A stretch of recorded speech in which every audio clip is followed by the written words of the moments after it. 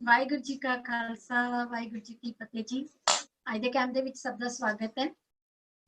ਅੱਜ ਗੁਰੂ ਅਰਜਨ ਦੇਵ ਜੀ ਦਾ ਗੁਰਤਾ ਗੱਦੀ ਪੁਰਬ ਹੈ ਤੇ ਕੱਲ ਨੂੰ ਗੁਰੂ ਰਾਮਦਾਸ ਜੀ ਦਾ ਜੋਤੀ ਜੋਤ ਪੁਰਬ ਹੈ। ਸੋ ਗੁਰੂ ਅਰਜਨ ਦੇਵ ਦੇ ਗੁਰਤਾ ਗੱਦੀ ਪੁਰਬ ਦੀਆਂ ਆਪ ਸਭ ਨੂੰ ਲੱਖ ਲੱਖ ਵਧਾਈਆਂ ਜੀ। ਸੋ ਅੱਜ ਕੈਂਪ ਦੀ ਸ਼ੁਰੂਆਤ ਕਰਦੇ ਹਾਂ। ਸਭ ਤੋਂ ਪਹਿਲਾਂ ਜਾਪ ਦੀ ਸੇਵਾ ਨਿਭਾਣਗੇ ਜੀ ਕਿਰਤਪ੍ਰੀਤ ਕੌਰ, EPP ਨੰਬਰ 16110 ਸ਼ੇਰਪੁਰ ਤੋਂ। किरतप्रीत कौर जी कृपा करके अपना हैंड रेज कर लो जी। हाँ जी हैंड रेज ही है। हाँ जी स्टार्ट करो जी। वाहिगुरु जी का खालसा है वाहिगुरु जी की फतेह। Ma'am I am audible? हाँ जी हाँ जी। ओंकार सतनाम करता पुरख निर्भव निर्वैर अकाल मूरत अजूनी सैभं गुर प्रसाद। एक ओंकार सतनाम करता पुरख निर्भव निर्वैर अकाल मूरत अजूनी सैभं गुर प्रसाद। एक ओंकार सतनाम करता पुरख निर्भव निर्वैर अकाल मूरत अजूनी सैभं गुर प्रसाद। एक ओंकार सतनाम करता पुरख निर्भव निर्वैर अकाल मूरत अजूनी सैभं गुर प्रसाद। वाहिगुरु वाहिगुरु वाहिगुरु वाहिगुरु वाहिगुरु वाहिगुरु जी का खालसा वाहिगुरु जी की फतेह जी। सो बहुत धन्यवाद जी। ਹੁਣ ਕੀਰਤਨ ਦੀ ਸੇਵਾ ਦੀ ਆਰੰਭਤਾ ਕਰਾਂਗੇ ਜੀ। ਕੀਰਤਨ ਦੀ ਸੇਵਾ ਨਿਭਾਣਗੇ ਤਰਨਜੀਤ ਸਿੰਘ, ਮਨਜਿੰਦਰ ਸਿੰਘ, EPP ਨੰਬਰ 8039 12547। ਸੋ ਇਹਨਾਂ ਨੂੰ ਬੇਨਤੀ ਹੈ ਕਿ ਆਪਣੇ ਮਾਈਕ ਨੂੰ ਅਨਮਿਊਟ ਕਰਕੇ ਸਟਾਰਟ ਕਰਨਗੇ ਜੀ। ਵਾਹਿਗੁਰੂ ਜੀ ਕਾ ਖਾਲਸਾ ਵਾਹਿਗੁਰੂ ਜੀ ਕੀ ਫਤਿਹ। ਸ਼੍ਰੀ ਰਾਮ ਮੇਰਿਆ श्री राम मेरिया इस जग में आई के। श्री राम मेरिया इस जग में आई के। क्या तुझ कर मैं कमाया कमाया। क्या तुझ कर मैं कमाया।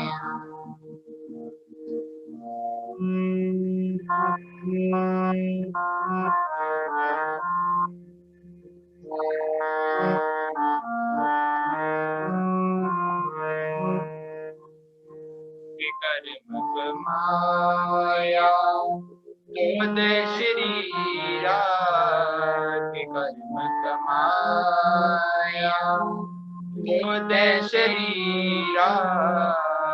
जादू जग में आया जादू जग में आया। जिन हर तेरा रचिया सो हर मन ना बसाया। सो हर मन ना बसाया। सो हर मन ना बसाया। सो हर मन ना बसाया। शरीरा मेरिया इस जग में आई के। शरीरा मेरिया इस जग में आई के।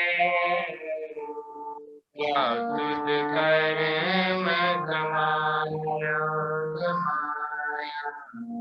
क्या तुझ कर मैं कमाया।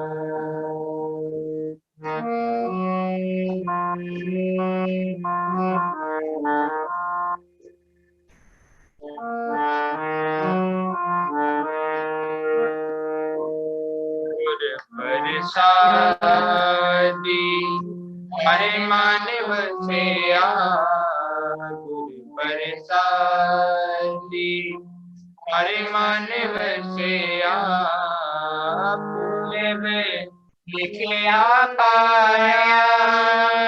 पूर्व लिखिया पाया। कह नानक शरीर परवान हुआ जिन सतगुर क्यों चित लाया। जिन सतगुर स्यों चित लाया, जिन सतगुर स्यों चित लाया, जिन सतगुर स्यों चित लाया। श्री राम मेरिया, श्री राम मेरिया, इस जग में आई कै। श्री राम मेरिया, इस जग में आई कै। क्या तुझ करे मैं कमाया, कमाया, क्या तुझ करे मैं कमाया, क्या तुझ करे मैं कमाया, क्या तुझे करे मैं कमाया, क्या तुझे करे मैं कमाया, क्या तुझे करे मैं कमाया। श्री राम मेरिया, श्री राम मेरिया, इस जग में आई कै। क्या तुझ करे मैं कमाया, क्या तुझ करे मैं कमाया, कमाया, क्या तुझ करे मैं कमाया। वाहिगुरु जी का खालसा, वाहिगुरु जी की ਤੇ ਬਹੁਤ ਧੰਨਵਾਦ ਜੀ ਦੋਨਾਂ ਵੀਰਾਂ ਦਾ, ਬੜੇ ਪਿਆਰ ਦੇ ਨਾਲ ਤੁਸੀਂ ਸਾਨੂੰ ਜਿਹੜਾ ਸ਼ਬਦ ਕੀਰਤਨ ਸਰਵਣ ਕਰਵਾਇਆ ਜੀ। ਸੋ ਆਓ ਹੁਣ ਆਪਣੇ ਅੱਜ ਦੇ ਕੈਂਪ ਦੀ ਆਰੰਭਤਾ ਕਰਦੇ ਹਾਂ। ਅੱਜ ਦੇ ਕੈਂਪ ਦੇ ਵਿੱਚ ਮੁੱਖ ਬੁਲਾਰੇ ਹਨ ਗਿਆਨੀ ਹਰਜੀਤ ਸਿੰਘ ਜੀ, ਜਿਨ੍ਹਾਂ ਨੂੰ ਅਸੀਂ ਤਕਰੀਬਨ ਰੋਜ਼ ਹੀ ਅਸੀਂ ਟੀਵੀ ਤੇ ਉਹਨਾਂ ਨੂੰ ਗੁਰਦੁਆਰਾ ਦੂਖਨਿਵਾਰਨ ਸਾਹਿਬ ਲੁਧਿਆਣਾ ਤੋਂ ਸੁਣਦੇ ਹਾਂ। ਬੜੇ ਪਿਆਰ ਦੇ ਨਾਲ, ਬੜੇ ਪ੍ਰੇਮ ਦੇ ਨਾਲ ਗੁਰੂ ਇਤਿਹਾਸ ਸਰਵਣ ਕਰਵਾਉਂਦੇ ਨੇ, ਗੁਰਬਾਣੀ ਦੀ ਕਥਾ ਸਰਵਣ ਕਰਵਾਉਂਦੇ ਨੇ। ਸੋ ਉਹਨਾਂ ਨੂੰ ਜੀ ਆਇਆਂ ਨੂੰ ਕਹਿੰਦੇ ਆ ਤੇ ਉਹਨਾਂ ਦਾ ਸਵਾਗਤ ਕਰਦੇ ਆ ਜੀ। ਤੇ ਭਾਈ ਸਾਹਿਬ ਜੀ ਅੱਜ ਬੜੀ ਦੇਰ ਬਾਅਦ ਆਪ ਜੀ ਦੇ ਇਸ ਤਰ੍ਹਾਂ ਲਾਈਵ ਦਰਸ਼ਨ ਹੋਏ ਨੇ, ਗੱਲਬਾਤ ਕਰ ਸਕਾਂਗੇ। ਚਲੋ ਜੀ ਆਇਆਂ ਨੂੰ ਆਪ ਜੀ ਨੂੰ। ਤੇ ਅੱਜ ਗੁਰਪੁਰਬ ਦੇ ਮੌਕੇ ਭਾਈ ਸਾਹਿਬ ਜੀ ਸਾਡੇ ਨਾਲ ਗੁਰੂ ਅਰਜਨ ਦੇਵ ਦੇ ਜੀਵਨ ਸੰਬੰਧੀ ਵਿਚਾਰਾਂ ਸਾਂਝੀਆਂ ਕਰਨਗੇ ਜੀ। ਸੋ ਮੈਂ ਹੁਣ ਬੇਨਤੀ ਕਰਾਂਗੀ ਭਾਈ ਸਾਹਿਬ ਜੀ ਨੂੰ ਕਿ ਆਪਣੇ ਵਿਸ਼ੇ ਦੀ ਚਰਚਾ ਕਰਨਗੇ। ਵਾਹਿਗੁਰੂ ਜੀ ਕਾ ਖਾਲਸਾ, ਵਾਹਿਗੁਰੂ ਜੀ ਕੀ ਵਾਹਿਗੁਰੂ ਜੀ ਕੀ ਫਤਿਹ। ਸਭ ਤੋਂ ਪਹਿਲਾਂ ਗੁਰੂ ਅਰਜਨ ਦੇਵ ਮਹਾਰਾਜ ਜੀ ਦੇ ਗੁਰਤਾ ਗੱਦੀ ਦਿਵਸ ਦੀਆਂ ਆਪ ਸਮੁੱਚੀ ਸੰਗਤਾਂ ਨੂੰ, ਪਿਆਰ ਵਾਲਿਆਂ ਨੂੰ ਬਹੁਤ ਬਹੁਤ ਵਧਾਈਆਂ। ਆਵਾਜ਼ ਆ ਰਹੀ ਹੈ ਆਪ ਜੀ ਤੱਕ, ਸਾਰਿਆਂ ਤੱਕ? ਹਾਂਜੀ ਹਾਂਜੀ ਆ ਰਹੀ ਹੈ। ਗੁਰੂ ਅਰਜਨ ਦੇਵ ਜੀ, ਜਿਨ੍ਹਾਂ ਨੂੰ ਆਪਾਂ ਸ਼ਹੀਦਾਂ ਦੇ ਸਰਤਾਜ ਔਰ ਸ਼ਾਂਤੀ ਦੇ ਪੁੰਜ, ਬਾਣੀ ਕੇ ਬੋਹਿਤ, ਇਸ ਤਰ੍ਹਾਂ ਦੇ ਨਾਮ ਦੇ ਨਾਲ ਸਤਿਗੁਰੂ ਜੀ ਨੂੰ ਜਾਣਦੇ ਹਾਂ, ਕਿਉਂਕਿ ਇਹ ਬਖਸ਼ਿਸ਼ਾਂ ਗੁਰੂ ਸਾਹਿਬ ਜੀ ਦੇ ਕੋਲ ਨੇ। ਗੁਰੂ ਅਰਜਨ ਦੇਵ ਮਹਾਰਾਜ ਜੀ ਦੇ ਬਾਰੇ ਜਦੋਂ ਆਪਾਂ ਗੁਰੂ ਗ੍ਰੰਥ ਸਾਹਿਬ ਜੀ ਦੀ ਬਾਣੀ ਵਿੱਚੋਂ ਭੱਟਾਂ ਦੇ ਸਵਈਏ ਜਿਹੜੇ ਨੇ ਉਚਾਰਨ ਕੀਤੇ ਹੋਏ, ਉਹਨਾਂ ਵਿੱਚੋਂ ਗੁਰੂ ਅਰਜਨ ਦੇਵ ਮਹਾਰਾਜ ਜੀ ਦੀ ਉਸਤਤ ਸੁਣਦੇ ਹਾਂ ਤਾਂ ਉਹਨਾਂ ਨੇ ਜ਼ਿਕਰ ਕੀਤਾ ਤੈ ਜਨਮਤ ਗੁਰਮਤ ਬ੍ਰਹਮ ਪਛਾਣਿਓ। ਇੱਕੋ ਇੱਕ ਗੁਰੂ ਅਰਜਨ ਦੇਵ ਮਹਾਰਾਜ ਜੀ ਦੇ ਪ੍ਰਥਾਏ ਇਹ ਬਚਨ ਜਿਹੜੇ ਨੇ ਇਹ ਉਚਾਰਨ ਕੀਤੇ ਨੇ ਭੱਟ ਕੱਲ ਜੀ ਨੇ, ਕਲ ਜੋੜ ਕਰ ਸੋ ਜਸ ਵਖਾਣਿਓ, ਕਿ ਗੁਰੂ ਅਰਜਨ ਦੇਵ ਮਹਾਰਾਜ ਜੀ ਤੁਸੀਂ ਬਚਪਨ ਤੋਂ ਹੀ ਗੁਰਮਤ, ਵੈਸੇ ਤਾਂ ਸਾਰੀ ਜ਼ਿੰਦਗੀ ਲੰਘ ਜਾਂਦੀ, ਨਾ ਗੁਰਮਤ ਸਮਝ ਆਉਂਦੀ ਹੈ ਤੇ ਨਾ ਬ੍ਰਹਮ ਸਮਝ ਵਿੱਚ ਆਉਂਦਾ ਹੈ। ਬ੍ਰਹਮ ਪਰਮੇਸ਼ਵਰ, ਸਾਰਾ ਜੀਵਨ ਇਸੇ ਤਰ੍ਹਾਂ ਹੀ ਲੰਘ ਜਾਂਦਾ ਹੈ, ਨਾ ਸਾਨੂੰ ਗੁਰਮਤ ਸਮਝ ਆਵੇ ਨਾ ਬ੍ਰਹਮ ਸਮਝ ਆਵੇ। ਪਰ ਗੁਰੂ ਅਰਜਨ ਦੇਵ ਜੀ ਤੁਸੀਂ ਜਨਮ ਤੋਂ ਹੀ, ਬਚਪਨ ਤੋਂ ਹੀ ਗੁਰਮਤ ਨੂੰ ਵੀ ਸਮਝ ਲਿਆ ਔਰ ਬ੍ਰਹਮ ਨੂੰ ਵੀ ਸਮਝ ਲਿਆ। ਜੋ ਭੱਟ ਜੀ ਨੇ, ਭੱਟ ਕਲ ਜੀ ਨੇ ਗੁਰੂ ਸਾਹਿਬ ਜੀ ਬਾਰੇ ਜ਼ਿਕਰ ਕੀਤਾ, ਇਸੇ ਤੋਂ ਵਿਚਾਰ ਲੈ ਕੇ ਆਪ ਜੀ ਦੇ ਨਾਲ ਸਾਂਝੀ ਕਰਨ ਲੱਗਾ ਵੀ ਇਹਦਾ ਕਾਰਨ ਕੀ ਹੈ। ਇਹਦਾ ਕਾਰਨ ਇਹ ਹੈ ਕਿ ਜਦੋਂ ਗੁਰੂ ਨਾਨਕ ਸਾਹਿਬ ਜੀ ਤੋਂ ਆਪਾਂ ਗੱਲ ਸ਼ੁਰੂ ਕਰੀਏ ਤੇ ਗੁਰੂ ਨਾਨਕ ਸਾਹਿਬ ਜੀ ਜਦੋਂ ਇਹ ਮਾਰਗ ਸੰਸਾਰ ਵਿੱਚ ਸਿੱਖੀ ਦਾ ਬੂਟਾ ਲਾਉਂਦੇ ਨੇ, ਮਾਰਿਆ ਸਿੱਕਾ ਜਗਤ ਵਿੱਚ ਨਾਨਕ ਨਿਰਮਲ ਪੰਥ ਚਲਾਇਆ। ਗੁਰੂ ਸਾਹਿਬ ਨੇ ਇੱਕ ਨਿਰਮਲ ਪੰਥ ਦੀ ਸ਼ੁਰੂਆਤ ਕੀਤੀ ਹੈ ਤੇ ਜਿਹੜੇ ਪੰਥ ਦੀ ਸ਼ੁਰੂਆਤ ਗੁਰੂ ਸਾਹਿਬ ਜੀ ਨੇ ਕੀਤੀ ਹੈ, ਉੱਥੇ ਧੰਨ ਗੁਰੂ ਨਾਨਕ ਸਾਹਿਬ ਜੀ ਜਿਹੜੇ ਨੇ ਉਹ ਸਾਡੇ ਆਗੂ ਨੇ, ਸਾਡੇ ਮੋਢੀ ਨੇ, ਸਾਡੇ ਸਰਮੌਰ ਨੇ। ਹੁਣ ਜਦੋਂ ਗੁਰੂ ਅੰਗਦ ਦੇਵ ਜੀ ਤੋਂ ਗੁਰੂ ਗੋਬਿੰਦ ਸਿੰਘ ਜੀ ਤੱਕ ਦਾ ਜੀਵਨ ਤੁਸੀਂ ਇਤਿਹਾਸ ਜਦੋਂ ਪੜ੍ਹੋਗੇ ਤਾਂ ਇੱਕ ਲੜੀ ਬਣ ਜਾਣੀ ਹੈ। ਗੁਰੂ ਅੰਗਦ ਦੇਵ ਜੀ ਨੇ ਗੁਰੂ ਨਾਨਕ ਸਾਹਿਬ ਨੂੰ ਗੁਰੂ ਧਾਰਨ ਕੀਤਾ, ਗੁਰੂ ਅਮਰਦਾਸ ਜੀ ਨੇ ਗੁਰੂ ਅੰਗਦ ਦੇਵ ਜੀ ਨੂੰ, ਗੁਰੂ ਰਾਮਦਾਸ ਜੀ ਨੇ ਗੁਰੂ ਅਮਰਦਾਸ ਜੀ ਨੂੰ, ਗੁਰੂ ਅਰਜਨ ਦੇਵ ਜੀ ਨੇ ਗੁਰੂ ਰਾਮਦਾਸ ਜੀ ਨੂੰ। ਇਸੇ ਤਰ੍ਹਾਂ ਇੱਕ ਲੜੀ ਬਣ ਜਾਂਦੀ ਹੈ। ਪਰ ਜੇ ਦੇਖਿਆ ਜਾਏ ਤੇ ਗੁਰੂ ਨਾਨਕ ਸਾਹਿਬ ਜੀ ਨੇ ਗੁਰੂ ਕਿਹਨੂੰ ਧਾਰਨ ਕੀਤਾ? ਖੁਦ ਗੁਰੂ ਨਾਨਕ ਸਾਹਿਬ ਜੀ ਨੂੰ ਪੁੱਛਣਾ ਪੈਣਾ ਵੀ ਤੁਸੀਂ ਗੁਰੂ ਕਿਹਨੂੰ ਧਾਰਨ ਕੀਤਾ? ਤੇ ਗੁਰੂ ਸਾਹਿਬ ਕਹਿੰਦੇ ਸ਼ਬਦ ਗੁਰੂ ਸੁਰਤ ਧੁਨ ਚੇਲਾ। ਸ਼ਬਦ ਨੂੰ ਗੁਰੂ ਨਾਨਕ ਸਾਹਿਬ ਜੀ ਜਿਹੜਾ ਉਹ ਲੈ ਕੇ ਚੱਲਦੇ ਨੇ। ਗੁਰੂ ਨਾਨਕ ਸਾਹਿਬ ਜੀ ਤੋਂ ਇਹ ਨਿਰਮਲ ਪੰਥ ਦੀ ਸ਼ੁਰੂਆਤ ਹੋਈ। ਹੁਣ ਇੱਕ ਰਸਤਾ ਜਿਹੜਾ ਜਿੱਥੋਂ ਸ਼ੁਰੂ ਹੁੰਦਾ ਹੈ, ਇੱਕ ਰਸਤਾ ਜਿੱਥੇ ਅਸੀਂ ਆਪਣੀ ਮੰਜ਼ਿਲ ਤੇ ਪਹੁੰਚਣਾ ਹੈ। ਸ਼ੁਰੂ ਹੁੰਦਾ ਹੈ ਨਿਰਮਲ ਪੰਥ ਤੋਂ, ਤੇ ਜਿਸ ਮੰਜ਼ਿਲ ਤੇ ਅਸੀਂ ਦੂਸਰੇ ਪਾਸੇ ਪਹੁੰਚਣਾ ਹੈ ਉਹਨੂੰ ਖਾਲਸਾ ਪੰਥ ਕਹਿੰਦੇ ਨੇ। ਰਸਤਾ ਇੱਕੋ ਹੀ ਹੈ, ਰਸਤਾ ਨਹੀਂ ਬਦਲਦਾ, ਨਾ ਉਹਦੇ ਵਿੱਚ ਸੋਚ ਬਦਲਣੀ, ਨਾ ਵਿਚਾਰ ਬਦਲਣੀ, ਉਹ ਰਸਤਾ ਉਹੀ ਰਹਿਣਾ, ਨਿਰਮਲ ਪੰਥ ਤੋਂ ਖਾਲਸਾ ਪੰਥ। ਅੱਜ ਸਾਡੇ ਵਿੱਚ ਇੱਕ ਦੁਖਾਂਤ ਹੈ, ਖਾਸ ਕਰਕੇ ਆਉਣ ਵਾਲੇ ਸਾਡੇ ਜਿਹੜੇ ਬੱਚੇ, ਪੀੜ੍ਹੀ ਜਿਹੜੀ ਆਉਣ ਵਾਲੀ ਹੈ, ਉਹਨਾਂ ਨੂੰ ਇਸ ਗੱਲ ਦੀ ਸਮਝ ਹੋਣੀ ਚਾਹੀਦੀ ਹੈ ਕਿ ਗੁਰੂ ਨਾਨਕ ਸਾਹਿਬ ਤੇ ਗੁਰੂ ਗੋਬਿੰਦ ਸਿੰਘ ਜੀ ਵੱਖਰੇ ਨਹੀਂ। ਕਿਉਂਕਿ ਸਾਡਾ ਇੱਕ ਦੁਖਾਂਤ ਹੈ ਕਿ ਅਸੀਂ ਗੁਰੂ ਨਾਨਕ ਸਾਹਿਬ ਜੀ ਨੂੰ ਵੱਖਰਾ ਕਰ ਦਿੱਤਾ ਔਰ ਗੁਰੂ ਗੋਬਿੰਦ ਸਿੰਘ ਜੀ ਨੂੰ ਵੱਖਰਾ ਕਰ ਦਿੱਤਾ। ਅਸੀਂ ਉਹਨਾਂ ਨੂੰ ਵੰਡ ਕੇ ਰੱਖ ਦਿੱਤਾ, ਜਦ ਕਿ ਜੋਤ ਉਹਾ ਜੁਗਤ ਸਾਏ ਸੈ ਕਾਇਆ ਫੇਰ ਪਲਟੀ ਹੈ। ਸਿਰਫ ਕਾਇਆ ਪਲਟੀ ਹੈ। ਜਿਵੇਂ ਉਦਾਹਰਨ ਦਿੱਤੀ ਜਾਂਦੀ ਹੈ ਕਿ ਜੇ ਕੱਪੜੇ ਆਪਾਂ ਲਾਲ ਰੰਗ ਦੇ ਪਾ ਲਈਏ ਜਾਂ ਚਿੱਟੇ ਰੰਗ ਦੇ ਪਾ ਲਈਏ, ਕਿਸੇ ਵੀ ਰੰਗ ਦੇ ਪਾ ਲਈਏ, ਤੇ ਉਹ ਅੰਦਰ ਦਾ ਇਨਸਾਨ, ਉਹ ਬੰਦਾ ਨਹੀਂ ਬਦਲ ਜਾਂਦਾ, ਬੰਦਾ ਉਹੀ ਰਹਿੰਦਾ ਹੈ, ਉਹਦੀ ਸੋਚ, ਉਹਦਾ ਨਾਮ ਉਹੀ ਰਹਿੰਦਾ ਹੈ, ਸਿਰਫ ਉਹਨੇ ਆਪਣੇ ਕੱਪੜੇ ਬਦਲੇ ਨੇ। ਗੁਰੂ ਨਾਨਕ ਸਾਹਿਬ ਜੀ ਨੇ ਸਿਰਫ ਸਰੀਰਕ ਚੋਲਾ ਬਦਲਿਆ, ਸੋਚ ਨਹੀਂ ਬਦਲੀ, ਸਿਧਾਂਤ ਨਹੀਂ ਬਦਲੇ। ਰਸਤਾ ਨਿਰਮਲ ਪੰਥ ਤੋਂ ਖਾਲਸਾ ਪੰਥ ਵਾਲਾ ਉਹੀ ਹੈ। ਆਉਣਾ ਗੁਰੂ ਅਰਜਨ ਦੇਵ ਪਾਤਸ਼ਾਹ ਜੀ ਦੀ ਗੁਰਤਾ ਗੱਦੀ ਵੱਲ ਹੀ ਹੈ। ਪਰ ਇਹ ਧਿਆਨ ਦਿਵਾਉਣਾ ਚਾਹੁੰਦਾ ਕਿ ਗੁਰੂ ਸਾਹਿਬ ਜੀ ਬਾਰੇ ਭੱਟ ਜੀ ਇਹ ਕਿਉਂ ਕਹਿ ਰਹੇ ਨੇ, ਤੈ ਜਨਮਤ ਗੁਰਮਤ ਬ੍ਰਹਮ ਪਛਾਣਿਓ। ਉਹਦਾ ਕਾਰਨ ਕੀ ਹੈ? ਜਦੋਂ ਗੁਰੂ ਨਾਨਕ ਸਾਹਿਬ ਜੀ, ਹੁਣ ਗੁਰੂ ਨਾਨਕ ਸਾਹਿਬ ਜੀ ਦਾ ਗੁਰੂ ਸ਼ਬਦ ਗੁਰੂ ਹੈ, ਉਹ ਗੁਰੂ ਸ਼ਬਦ ਦੀ ਟੇਕ ਲੈ ਕੇ ਚੱਲਦੇ ਨੇ।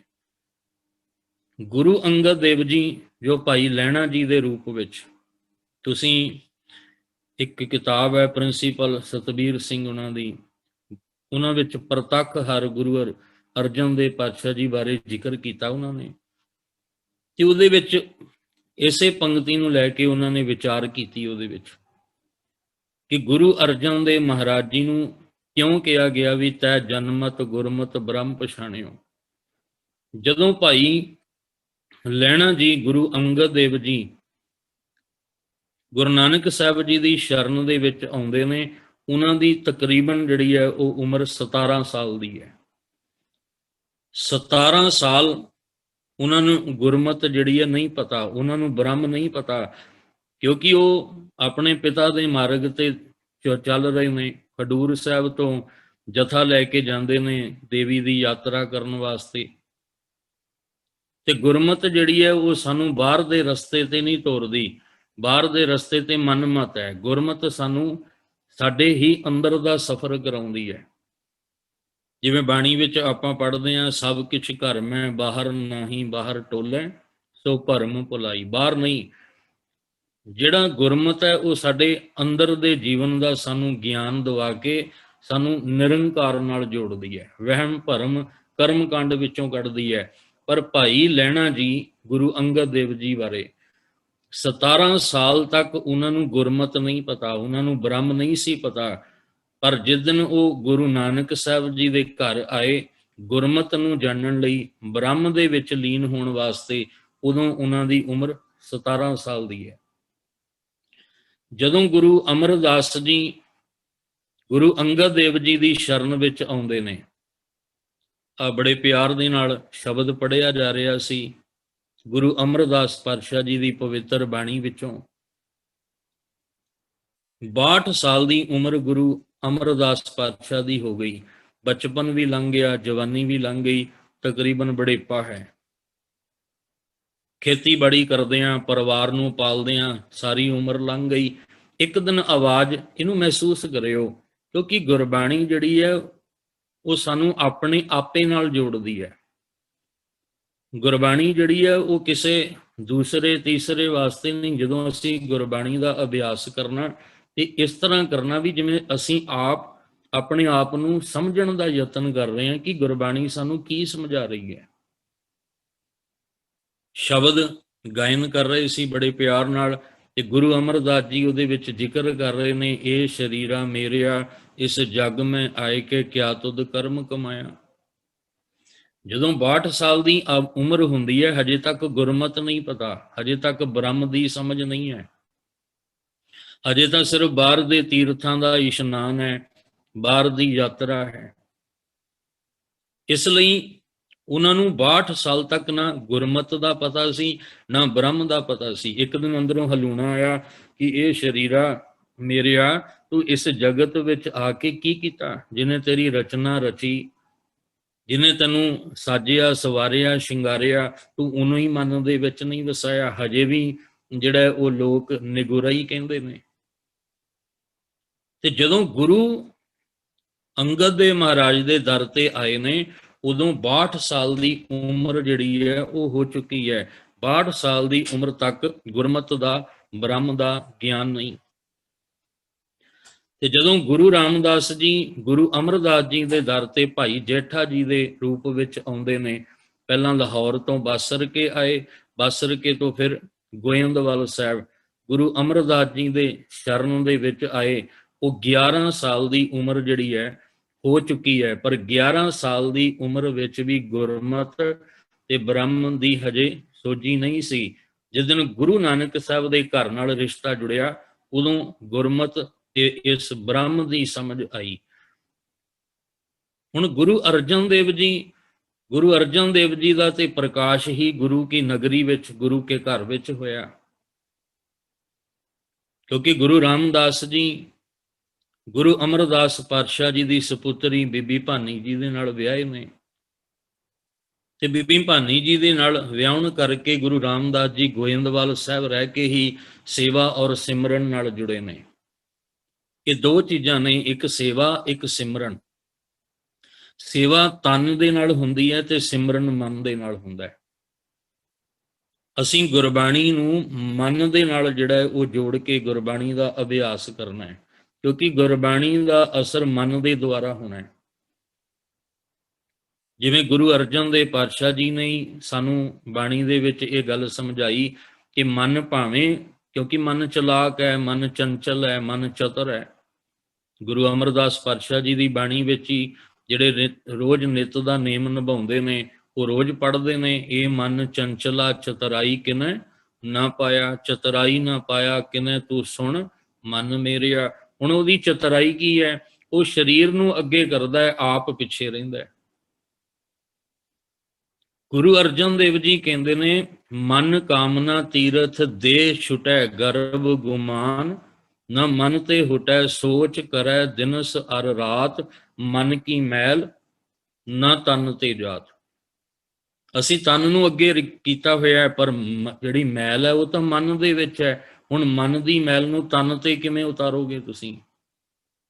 ਦੋ ਬਸਤਰ ਨੇ, ਇੱਕ ਸਾਫ਼ ਤੇ ਇੱਕ ਮੈਲਾ। ਜਿਹੜਾ ਮੈਲਾ ਹੈ ਉਹਨੂੰ ਤੁਸੀਂ ਧੋ ਨਹੀਂ ਰਹੇ, ਜਿਹੜਾ ਬਸਤਰ ਸਾਫ਼ ਹੈ ਉਹਨੂੰ ਤੁਸੀਂ ਬਾਰ-ਬਾਰ ਧੋ ਰਹੇ ਹੋ, ਤੇ ਜਿਹੜਾ ਤੁਹਾਡੇ ਕੋਲ ਦੂਜਾ ਬਸਤਰ ਮੈਲਾ ਪਿਆ ਉਹ ਕਿਵੇਂ ਸਾਫ਼ ਹੋਏਗਾ? ਜਿਹੜਾ ਮੈਲਾ ਹੈ ਉਹਨੂੰ ਧੋਣਾ ਪਏਗਾ, ਤਾਂ ਉਹ ਮੈਲ ਦੂਰ ਹੋਣੀ ਹੈ। ਅਸੀਂ ਤਨ ਨੂੰ ਧੋ ਰਹੇ ਹਾਂ, ਪਰ ਮਨ ਜਿਹੜਾ ਮੈਲਾ ਹੈ, ਮਨ ਦੀ ਮੈਲ ਤਾਂ ਉਤਰ ਨਹੀਂ ਰਹੀ। ਇਸ ਲਈ ਸੋਚ ਕਰੈ ਦਿਨਸ ਅਰ ਰਾਤ, ਮਨ ਕੀ ਮੈਲ ਨਾ ਤਨ ਤੇ ਜਾਤ। ਮਨ ਦੀ ਮੈਲ ਤਨ ਤੋਂ ਦੂਰ ਨਹੀਂ ਹੋ ਰਹੀ। ਇਸ ਲਈ ਸਤਿਗੁਰੂ ਗੁਰੂ ਅਮਰਦਾਸ ਮਹਾਰਾਜ ਜੀ ਦੇ ਦਰ ਤੇ ਗੁਰੂ ਰਾਮਦਾਸ ਜੀ ਸੇਵਾ ਵੀ ਕਰ ਰਹੇ ਨੇ ਔਰ ਸਿਮਰਨ ਵੀ ਕਰ ਰਹੇ ਨੇ। ਮਨ ਕਰਕੇ ਵੀ ਜੁੜੇ ਨੇ, ਤਨ ਕਰਕੇ ਵੀ ਜੁੜੇ ਨੇ।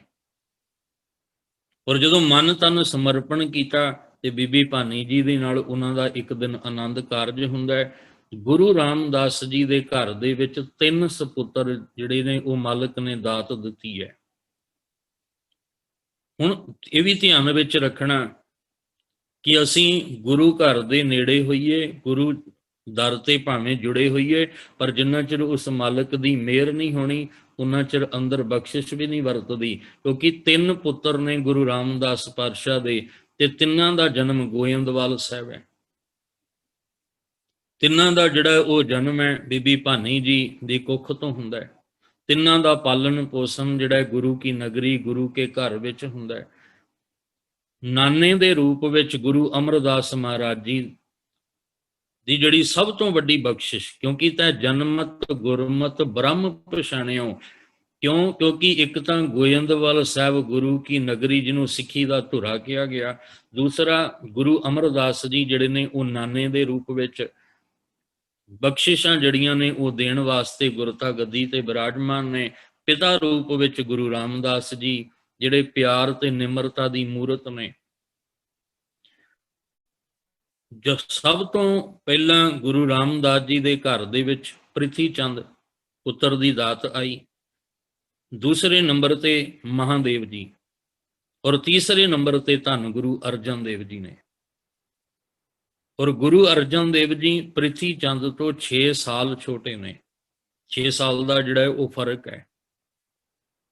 ਹੁਣ ਤਿੰਨੇ ਹੀ ਗੋਇੰਦਵਾਲ ਸਾਹਿਬ ਰਹਿ ਰਹੇ ਨੇ, ਪਰ ਤਿੰਨਾਂ ਦੇ ਸੁਭਾਅ ਦੇ ਵਿੱਚ, ਤਿੰਨਾਂ ਦੇ ਜਿਹੜੇ ਕਰਮ ਵਿੱਚ ਬੜਾ ਫਰਕ ਹੈ। ਪ੍ਰਿਥੀ ਚੰਦ ਦਾ ਸੁਭਾਅ ਹੋਰ ਹੈ, ਮਹਾਦੇਵ ਦਾ ਹੋਰ ਹੈ, ਗੁਰੂ ਅਰਜਨ ਦੇਵ ਪਾਤਸ਼ਾਹ ਦਾ ਸੁਭਾਅ ਹੋਰ ਹੈ। ਬਚਪਨ ਦੇ ਵਿੱਚ ਬਖਸ਼ਿਸ਼ਾਂ ਮਿਲ ਗਈਆਂ, ਜਿਵੇਂ ਬਾਣੀ ਦੋਤਾ ਬਾਣੀ ਕਾ ਬੋਹਿਤਾ।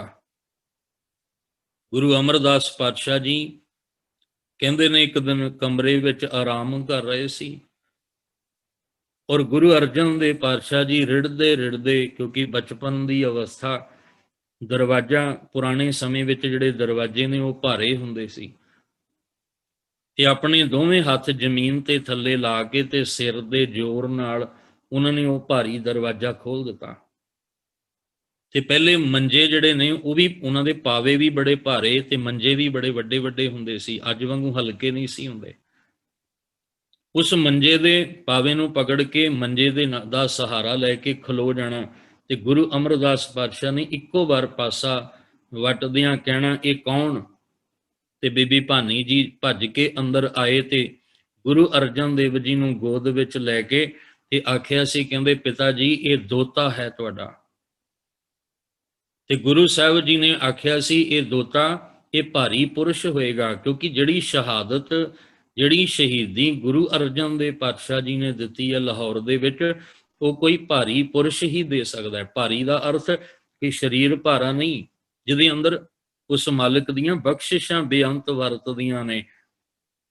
ਇਸ ਲਈ ਕਿਹਾ ਵੀ ਇਹ ਭਾਰੀ ਪੁਰਸ਼ ਹੋਏਗਾ, ਔਰ ਸੱਚ ਦੇ ਮਾਰਗ ਤੇ ਚੱਲਦਿਆਂ ਹੋਇਆਂ ਆਪਣੇ ਸੀਸ ਦੀ ਬਾਜੀ ਨੂੰ ਵੀ ਇਹ ਲਾ ਦੇਗਾ। ਤੇ ਬਾਣੀ ਕਾ ਬੋਹਿਤ, ਕੱਲ ਆਪ ਜੀ ਨੇ ਗੁਰੂ ਗ੍ਰੰਥ ਸਾਹਿਬ ਪਾਤਸ਼ਾਹ ਦਾ ਪਹਿਲਾ ਪ੍ਰਕਾਸ਼ ਪੁਰਬ ਭਾਵਨਾ ਨਾਲ ਮਨਾਇਆ। ਉਹ ਜਿਹੜਾ ਹਰਿਮੰਦਰ ਸਾਹਿਬ ਦਰਬਾਰ ਸਾਹਿਬ ਹੈ ਉਹ ਇੱਕ ਜਹਾਜ਼ ਦੀ ਤਰ੍ਹਾਂ ਹੈ। ਜਦੋਂ ਅਸੀਂ ਭਾਵਨਾ ਨਾਲ ਦਰਸ਼ਨ ਕਰੀਏ ਤੇ ਸਾਨੂੰ ਉਹ ਇਸ ਤਰ੍ਹਾਂ ਲੱਗਦਾ ਕੋਈ ਜਹਾਜ਼ ਹੈ। ਉਸ ਜਹਾਜ਼ ਵਿੱਚ ਗੁਰੂ ਗ੍ਰੰਥ ਸਾਹਿਬ ਜੀ ਦੇ ਰੂਪ ਵਿੱਚ ਬਾਣੀ ਜਿਹੜਾ ਉਹ ਮਲਾਹ ਬਣਾ ਕੇ ਹਰਿਮੰਦਰ ਸਾਹਿਬ ਦਰਬਾਰ ਸਾਹਿਬ ਵਿੱਚ ਪ੍ਰਕਾਸ਼ ਕਰ ਦਿੱਤਾ, ਕਿਉਂਕਿ ਜਹਾਜ਼ ਨੂੰ ਮਲਾਹ ਨਹੀਂ ਚਲਾਉਣਾ ਹੈ।